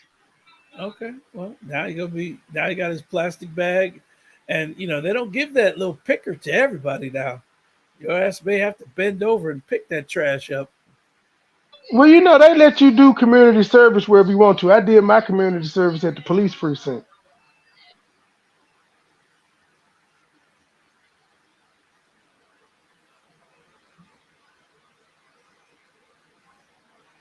No, Mad. I'm using Filmora. Did you ever hear of that? Filmora? And then I got a new one. It is called uh, CapCut video editing.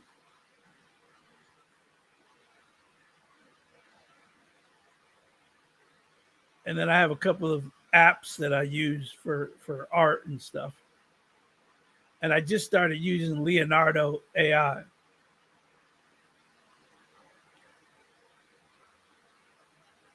Yeah, Filmora. If you need help with Filmora, let me know. I mean, I pretty much know the ins and outs of it, but I learn something every day with that, man. Every day somebody's putting something out, uh, like tutorials and stuff. Those are always good to watch.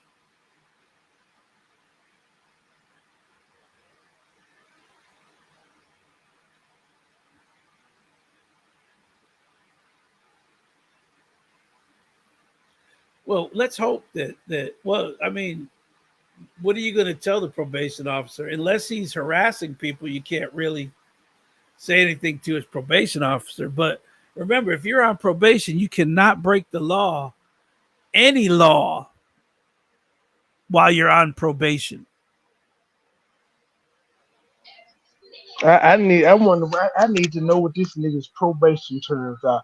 Hey, yeah. Hey, Snow Cold. He on probation now. I don't think he can be fucking with you like that. That's harassment.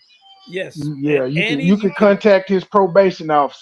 yes, you cannot break. You must You can send him abide by. straight to to his YouTube channel. All Mhm. the threats and doxing and stuff. You got Yeah, him there. any threats can be viewed as a violation of his probation. Hell, if they listen to some of his YouTube videos, it's the one done on her on B Nicole, the one done on. You know what? Well, Now he's on remember, probation now. It's starting yeah, today. it's Or starting. whenever he And, see his and Yeah, probation officer, he yeah, can't be cutting up like this. it's starting today. But you can put in prior bad acts. You can put in that this is what he's been doing, and make his probation officer say something to him. People hate that shit. Damn, you done snitched to my probation officer. He done cussed me out and I'll told me I call can't one do in a this, minute. I will call one in a minute. can't do this, and can't do that. So Mm, now it's easy to find out who his probation officer is. It's just that whoever is assigned to that court. So his mm. probation officer will be one of two things: assigned to that court or assigned to where he lives. Is Miss A Ann still in here? homeless Miss Ann, nigga if you doing still in the community chat, let me know. service. That is What say, hilarious. Trey? A homeless nigga doing community service. That's funny. He can do community service right there where he at. He Yeah, right outside. yeah. He just pick up trash. Hold on a You minute. know. Can I have some change? I'm legendary. See what happened was I was in jail and they ain't tell me. Can I pick that cup up right there? Can you sign this paper that I picked this cup up? Part of my community service.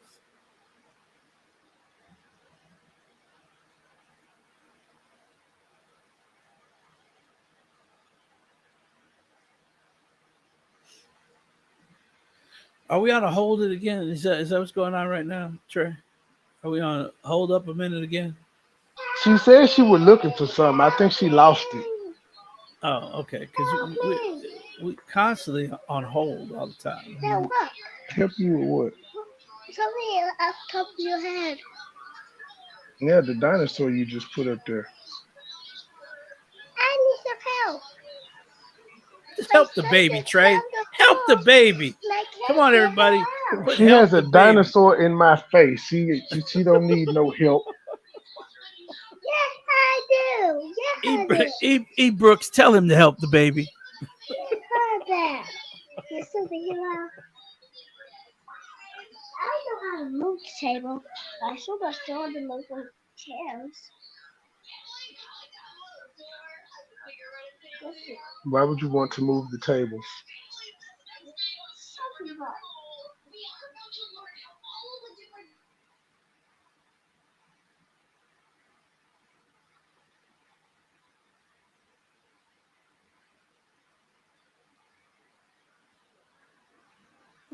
Where was this? Was this wherever she's looking for? Is it like outside down the road? Where's it at? I think Tony may have hit it. Oh, okay. All right. Well, tell her to look under the water. It's probably down there. I don't know how y'all people turned my live into that cesspool last night. You I can't take didn't. niggas nowhere. I didn't do anything. Nothing. I will not be blamed for that. That was not me.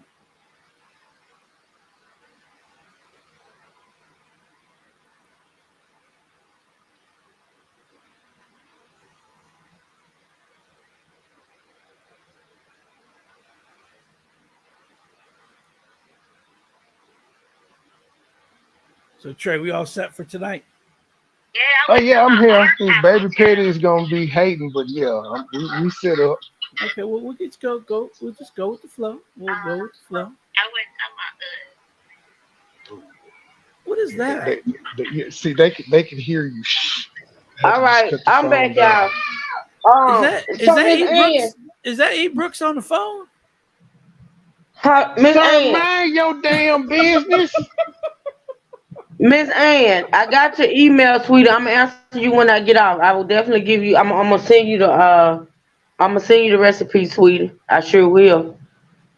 Um, Uh, Truth. Did you hear that voice on the phone? I digress. I done told enough. Okay. All right. All right.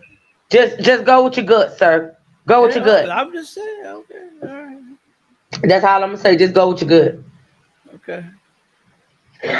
Go with your good on what? What you talking about, truth? What? I Uh, ain't talking about that. I yeah. ain't talking about that. I asked her if she heard that voice on the phone, and you notice E Brooks ain't said shit in the chat. Oh shit. I digress. All right, y'all. So that's it for today's testimony. We're gonna get into the next witness tomorrow, but I do want to read this article D Truth sent me. Thank you, D Truth. And it was dropped on May the 3rd, 2023. And it's the title of it is Impactful Rulings Ahead in Murdock Boat Crash Lawsuit, Murder Appeal. Okay.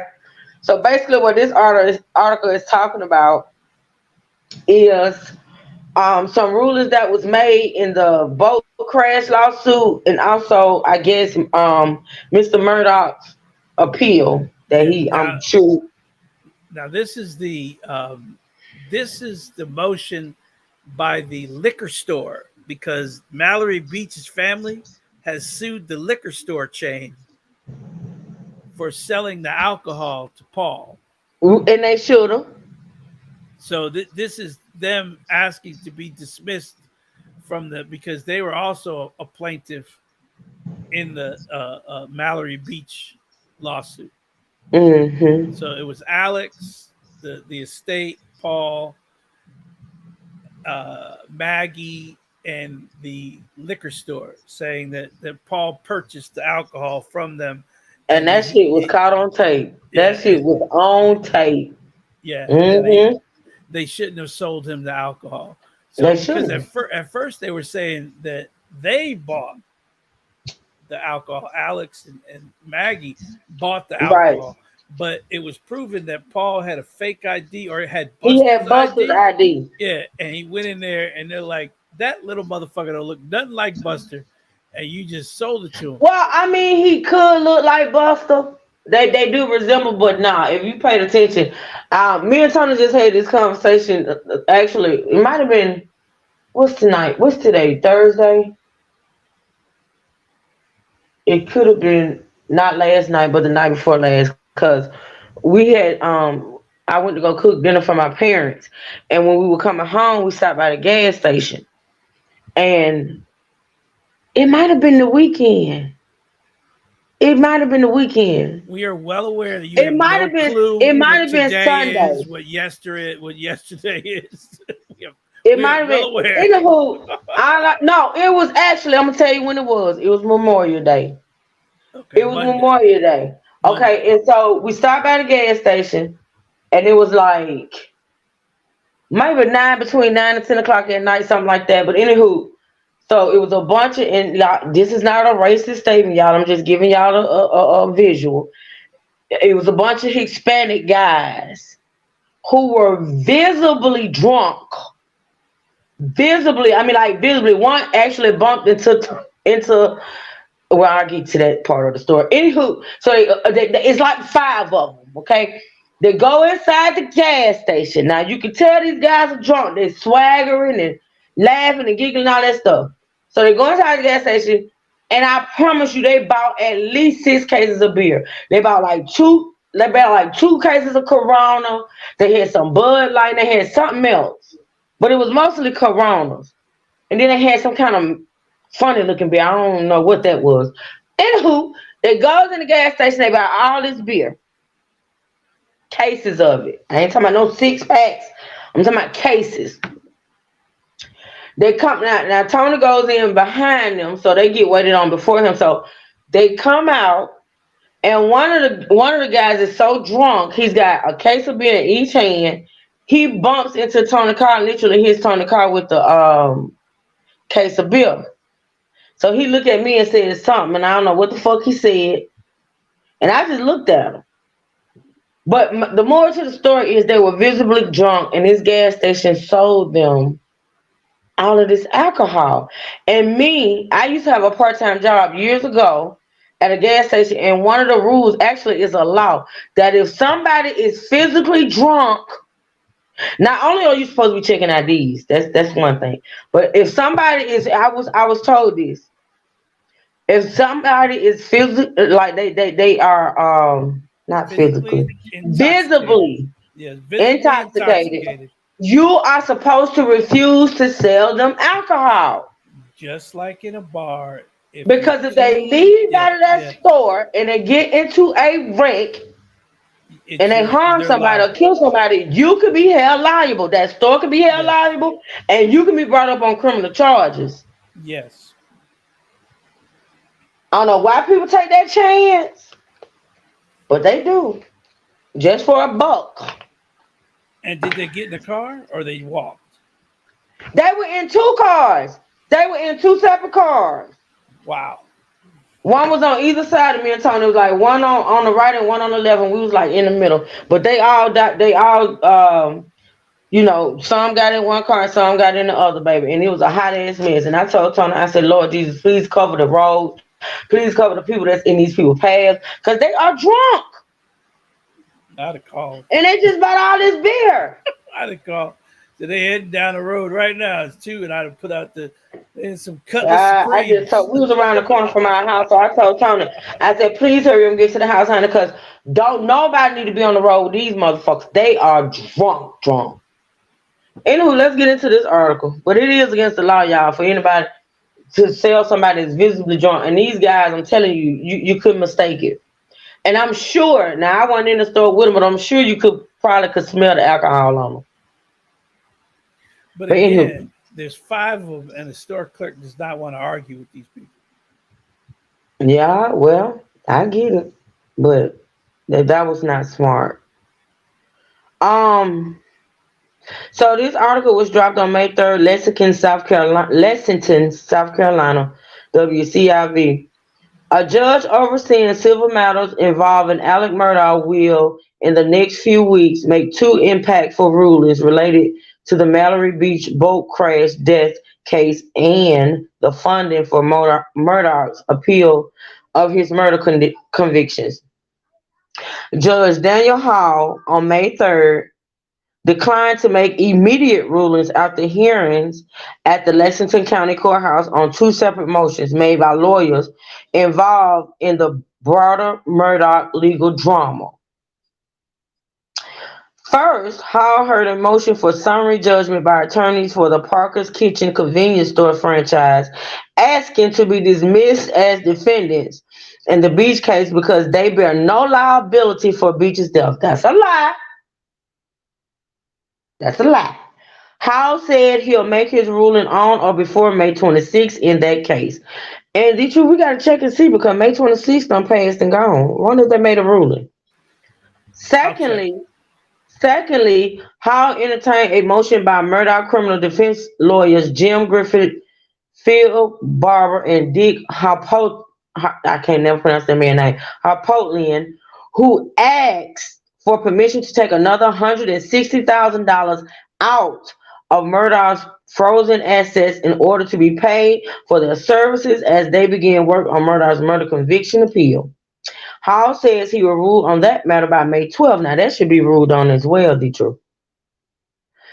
The May 3rd hearings lasted 3 hours, with the bulk of that time devoted to the Beach case. P.K. Shear, head attorney for the Parkers Corporation, which is the gas station, told Judge Hall the company bears no responsibility for Beach's death because no laws were knowingly violated and because Beach assumed a risk by willingly getting on and staying. Oh, they're trying to blame her. Because no laws were knowingly violated. Well, actually, they were. Now, if he hadn't had a fake ID and that clerk hadn't checked that fake ID and should have known that wasn't him, they may have a case. I don't think that should be removed, honestly. But So there has been a all right, settlement. let me finish this. Then we'll get into that. Because Beach assumed a risk by willingly getting on and staying on the boat knowing Paul Murdock was drunk and dangerous. Mark Tinsley, attorney for the Beach family, refuted Sher's claims by saying Parker's broke several of his own internal policies by selling Paul beer, and it's up to a jury to decide if any negligence occurred on the store or employee's part. But remember, I remember that clerk that sold that bill too. She was an African American female. Tinsley also argued the law is unclear. Underage victims lack capacity to make informed decisions under the influence of alcohol and therefore cannot assume risk. To highlight his point about assuming risk, Sher during the hearing played excerpts of a Netflix documentary on the Murdock saga, in which boat crash survivors Anthony Cook, Miley Altman, and Morgan Dowdy each spoke at length about their prior knowledge of Paul's alcohol abuse and their collective fears for their own safety by being on the boat with a drunken Paul in the hours and minutes before the February wreck. Tinsley said Scheer, in making his case for dismissal, left out convenient facts, such as Beach had asked to be Beach. I'm sorry, y'all. My daughter distracted me. Such as Beach had asked to be let out of the boat shortly before the crash, but Paul refused. Tinsley also brought up depositions by Parker's employees who said they weren't properly trained and were even encouraged to prioritize sales over due diligence when preventing alcohol purchases. This is ugly. Yeah, I am. Hold on a minute, y'all. D True, talk about what you got, D True. Okay, so the judge ruled that it can go forward, which means that they're not dismissed from the case because their argument is that he showed an ID, and it's not the vendor's responsibility that they willingly got on that boat knowing that he was drunk, which releases them from all liability because he did show an ID. But they're stating that the clerk failed to do uh, certain policies that the store has invoked. And due to that, they are liable because the store clerk did not do his responsibility as their policy. So they're not claiming that the prosecutor's not claiming that they have liability. He's saying it should be up to a jury to decide whether they're liable or not. So their motion to dismiss was put in front of the judge. The prosecuting the defendant's lawyer or the plaintiff's lawyer is saying, "Hey, that's not the judge's job to decide that. It's a jury's job to decide that. The jury should hear the policies in place to make sure this doesn't happen." And then he's stating that you have these policies in place to ensure that this doesn't happen. How are you saying you're not liable when someone in your own establishment does not adhere to your own policies? So that's what he's saying as far as it goes for them, allowing them to say, hey, he did his job, but somehow they got a hold of the policies and they're saying he didn't do his job. So you are liable for it. That's all I have on that. But he did establish that you can go forward with Okay, both so parties. okay, start off with the truth. Let me hear what you said. I didn't hear what you said. Okay, so the Mallory Beach's attorneys are saying you have these policies in place for a reason, so that your employees will not differ from the policy. Your employee differed from the policy and allowed them to purchase the beer that contributed to the death of Mallory Beach. Right. And they're saying, well, no, under the law, and he's saying your policies are saying that he didn't follow the policy, and it's not up to a judge or anyone else to decide whether your employee failed to follow the letter of the law or your policies. It's up to a jury to decide. So the judge sided with them. The judge sided with Mallory's lawyer. Yeah, with Mallory's lawyer, and saying we can go forward. With them still on the case. He didn't remove them. They didn't remove Which is good because that was the smart decision. And the reason being, from what I'm going to read now, because they violated. Let me go back to where I said Tinsley. And Tinsley is Mallory Beach's family's lawyer.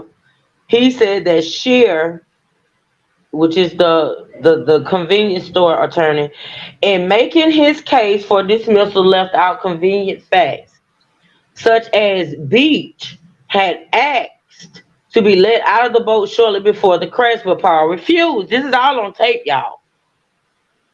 So Mallory asked to be let out of the boat. Paul wouldn't let her out. Right?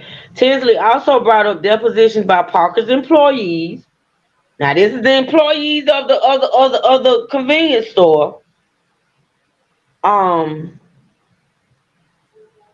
who said they was not properly trained and were even encouraged to prioritize sales over due diligence when preventing alcohol purchases by minors.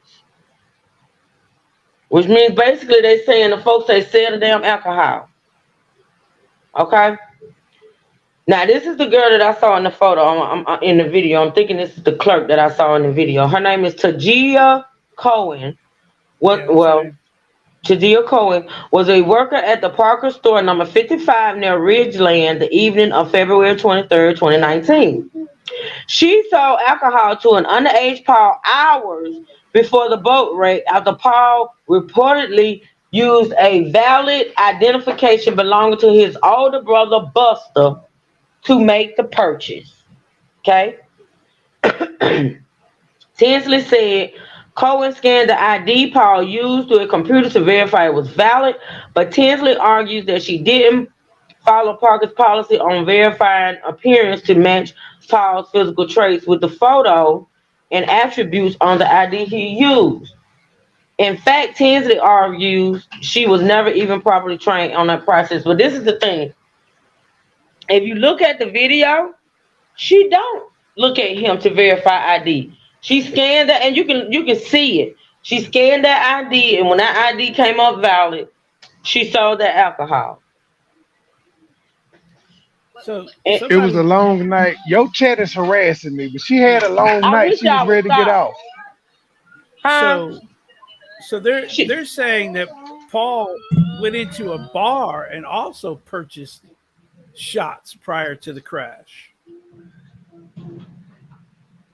Wow.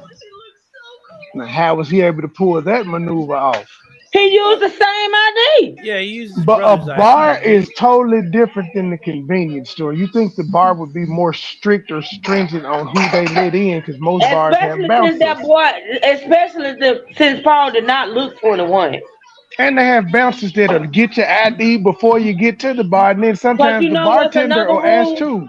You know what's another rule in asking for ID? Keyshawn, stop. You know what's another rule for asking for ID? You have to appear to be 30 years old or older. Yes, 30 or older in order to not. If you don't appear to be 30 years or older, they supposed to ask you for ID and verify. And some places have moved it to 40, but which is a good thing. A bouncer can ask you for your ID to gain you entry. But it's the server's responsibility to ensure that that person has a valid ID and it is the person that they're serving. But bars like that's the first line of defense at the bar is the Yes. bouncer. You ain't 21, get out of here. Yes, exactly. But by law, because not all bars have security, it is the responsibility of the server to establish that this person is old enough to drink. So regardless, it always comes down to the bartender. So I mean, everybody just dropped the ball at that day. Yeah, pretty much. Pretty much, because according to them, they're saying he was already drunk when he went in there to buy that beer. He was. You could tell it's on the video. But the sad part about it is, y'all, honestly, the kids knew he was drunk. I mean, they all were probably tipsy. But Paul was just sloppy drunk. He was. But the liquor store is also saying, hey, we didn't tell them to get on the boat with him. It don't matter. It don't matter if they got on the boat or in a damn car. You know they had to get away from the store. So how did you assume they were getting away from the store? Well, that's what they're trying to also establish is that, hey, they knew he was drunk, but they still got on the boat with him hours after the purchase. They did. So they're also trying to state that he could have went somewhere else and bought more alcohol other than what we sold him. Because this crash occurred hours after the purchase of this beer or whatever the hell he bought. Yeah, he bought beer. Yeah, but I'm just saying, they're saying that there's an established timeline that doesn't say he couldn't have went somewhere else and bought more. What makes you think our beer is what made him intoxicated? Well, but again, he also went to a party that also had did. They did go to a party. They did go to a party. That alcohol was there present also along with their alcohol that they purchased. Mm-hmm. So it's going to be the only reason they did this ruling of this specific thing is to state, hey, we don't think we should be involved at all. Can we just get out of this? And the judge said, no, it's going forward. We'll let the jury decide. Because the Supreme Court ruled that, what did they say? It says it right here. The Supreme Court,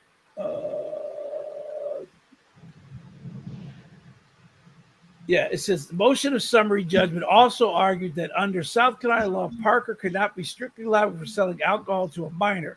Effectively, an argument that the wrongful death lawsuit cites an improper section of the state law because Paul Murdock used an actual and not fake ID when making his purchase, and therefore the employee who facilitated the sale did not break any state laws, thus substantially minimizing any potential liability.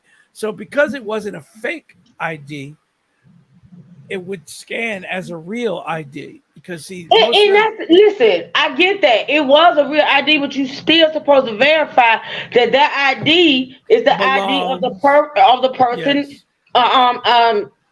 buying that alcohol. So they also cite that the Supreme Court has spoken on these statutes together, clearly establishing that liability may not be considered without the law's knowledge requirement. The motion argues Beach offers no evidence showing that Parker's knowingly sold alcohol to an underage Paul Murdock.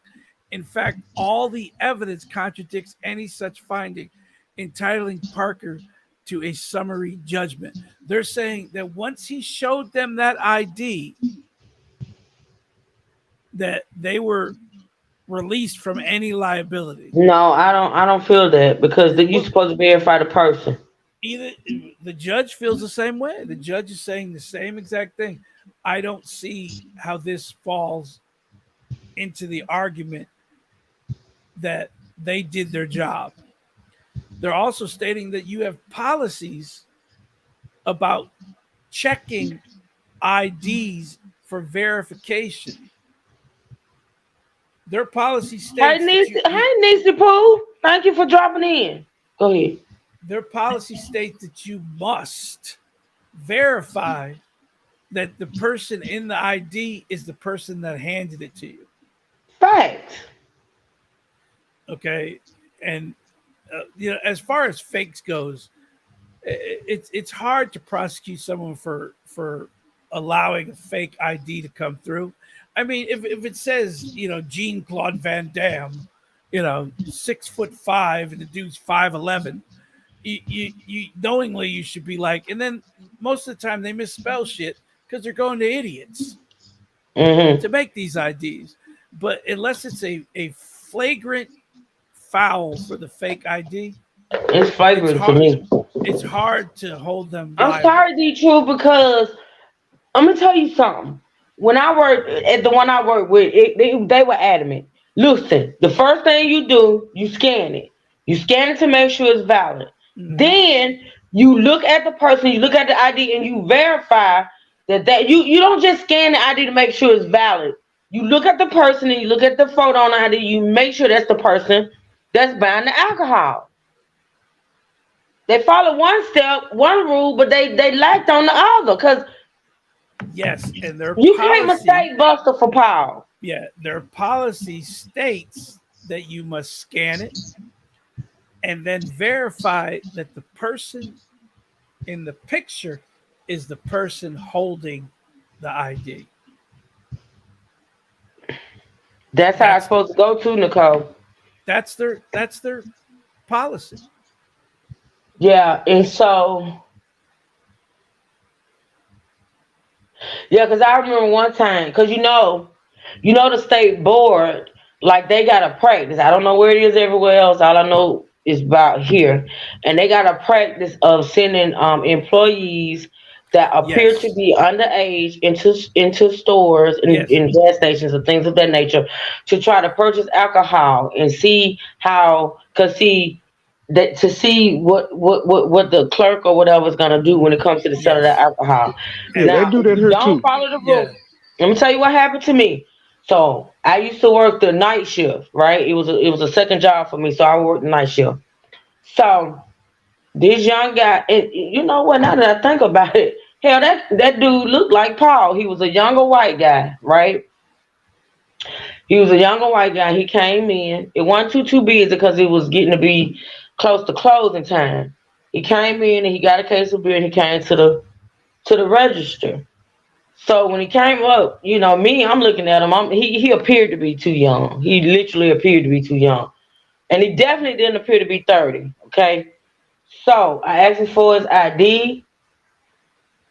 He told me he didn't have an ID.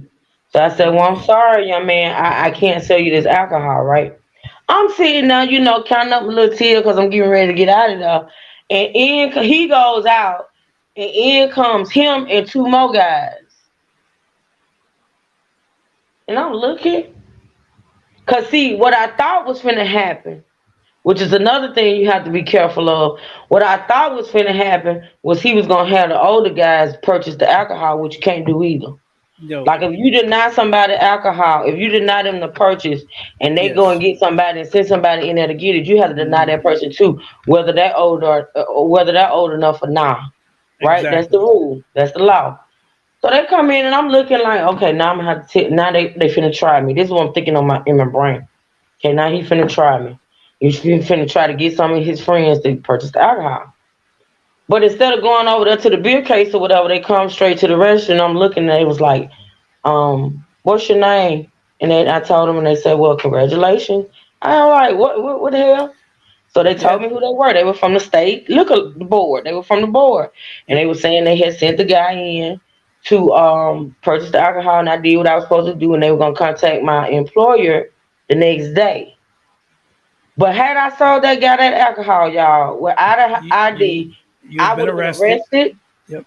And I probably would have been fired from my job and I would have been fined. Yep. The job would have been fined. Yes, the establishment would be fined, you're fined, and you may face jail time. Jail time. I would definitely have been arrested that night, though. I would have been arrested that night. And you know where they get those kids from? It's Where? kids that it's kids that they arrest for underage drinking. Really? Yes, that's who they use. They use if you're arrested for underage drinking, they usually they usually get you to be the one going in to buy the alcohol. Wow. Yeah, he was a young kid. Like he was definitely hell. I don't even know if that child was 21. He didn't look it to me.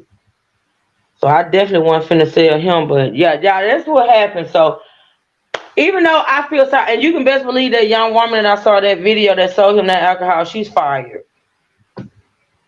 Then I got rid of her. Yeah, I she's a bet she don't. liability. Yeah, she's a Yeah, I liability. bet she still don't have her job. That was a fuck up. I'm sorry, that was a fuck up. But anywho, y'all, this was a good live. What you think, Deetra? I think so. I think so. Mm-hmm. It didn't go left, but again, we only had us on the panel. I'm not. No What you shade. trying to say? No You shade. throwing shots? No shade. No shade. Just saying it's just me, you, and Trey, and it didn't go left, so that was good. It tried to go left. With you and Trey. Don't even try. It always tries to go left with y'all too. Okay, but Yeah. we were. You said be on our best behavior today. Well, yeah. But what does that mean? Trey, we were good today, right? We didn't act up in any way. We Trey didn't. got all kind of shit going on. Hey Brooks, tell him to answer me. Mm-mm. He done left. I'm trying to see y'all because I need to come back later with part two of that live. But D Truth is going live at 7, and I don't know have no clue how long the live is gonna last. And then after D Truth, then Trey is probably going live. So I don't know if I'm gonna be able to get part two in today. I'm not for You sure. could you could go at like 4. That'll give you enough See, time you to. and Trey got a habit. Let me tell you what you and Trey got a habit of doing. What's that? Y'all got a habit of telling me what time I can go live, but y'all don't know what in my brain I'm thinking I gotta do before I go back live. I'm just making suggestion. I'm not Cause telling you see you and because Trey you're gonna y'all with that say shit. you're gonna say 4, and then you look up, and 5 minutes And later that's it what I'm says not trying to 4:10. say. If I'm not Yeah, sure yeah, if yeah. I could come back before a good enough time, I'm not gonna say that. But you and Well, Trey got a nerve to tell me, oh, you can do lives back to back, ma'am. No, I can't. I understand that you got to make lunch for the kids. I understand that. I'm just making a suggestion. You know, Actually, no, no, no, no. I don't have to make lunch because Mama just came early. She got out of work early, so she literally fixed the lunch, and so that's out the way. But I do have something else to do. I want to come back on in time enough to do the live and not have to rush before you go live. So I'm gonna try. So y'all just check the community wall, okay? check the community wall. It will change Oh minute by God, minute. see,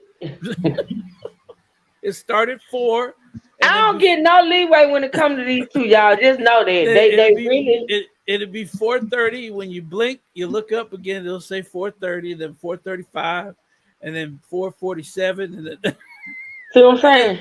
yeah, and then it'll be 20 hours later. You ain't right. Man, I'm finna not be true. You hear man? They be getting on me. They be getting on me hard. Well, I'm a stickler for time. And so is Trey. But y'all gonna have to forgive me. I'm a stickler for time. So when I'm there a half hour early. I know. I know. Lord knows I wish I could be that way, but child. Truth, you and Trey and True argue like y'all siblings for real. Yeah, me, Kay. I be having to defend myself, especially when Flexi don't be around. Now, if it's me and Flexi against Truth and Trey, it's on and popping. Well, I have downloaded our intro music for me and Tony. Mm-hmm. When y'all hear the intro music. So, and this is the thing. That's another debacle. Because even though you're scheduled for 7, you're gonna come on at 6:30, and people be want to hear that music. Well, yeah, I mean, yeah. Well, Trey, if you weren't talking to E. Brooks for 8 hours, it wouldn't have died. What did he say? He said his device died. Well, Child, he's been on them. He ain't charged them. And James, how many phones do you have? James has like 22 phones. Wow. Gabe said, "Zing." No way. Zing. All right, I'm gonna get off of here. I'm gonna try to get some things done so I can go back live. If not, y'all know it's gonna be tomorrow because we got a whole lot of going on. Yeah. What's today? Thursday? Oh, tomorrow Friday. Oh my God, where is this week gone? Can somebody write down the day of the week so she can see You it, want me to tell you a little secret? I tell you a little secret if you don't judge me. Okay. Okay, so I'm sitting at my desk, right? And I actually got a little calendar right here on the desk.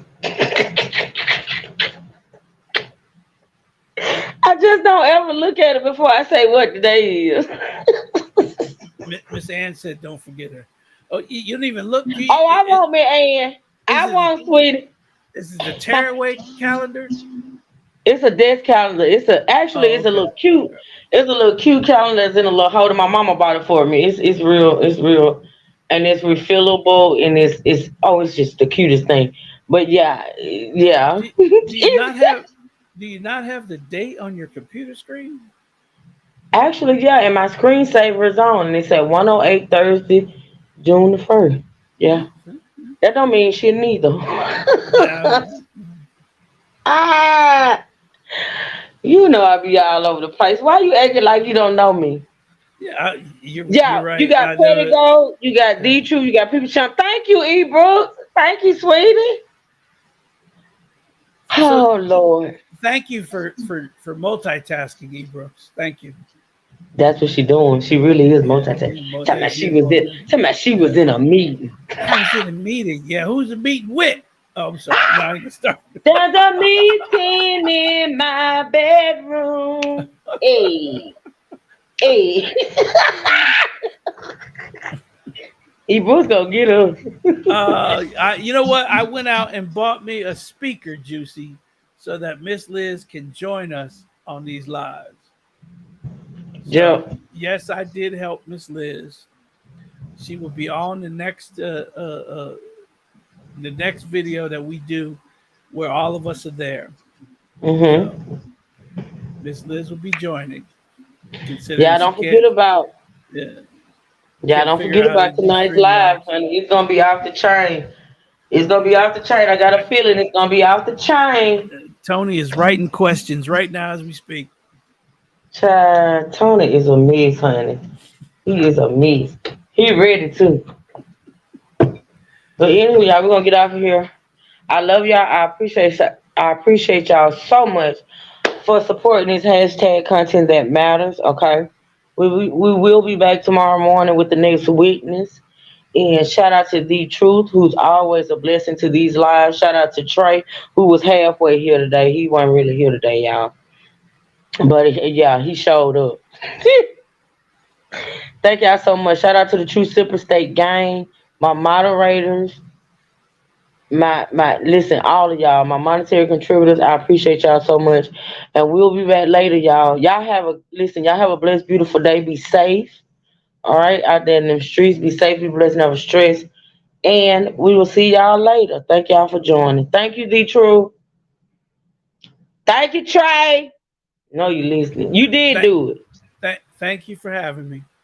All right. We'll be back tomorrow, y'all, in the morning with the next witness. All right, y'all. Y'all be good.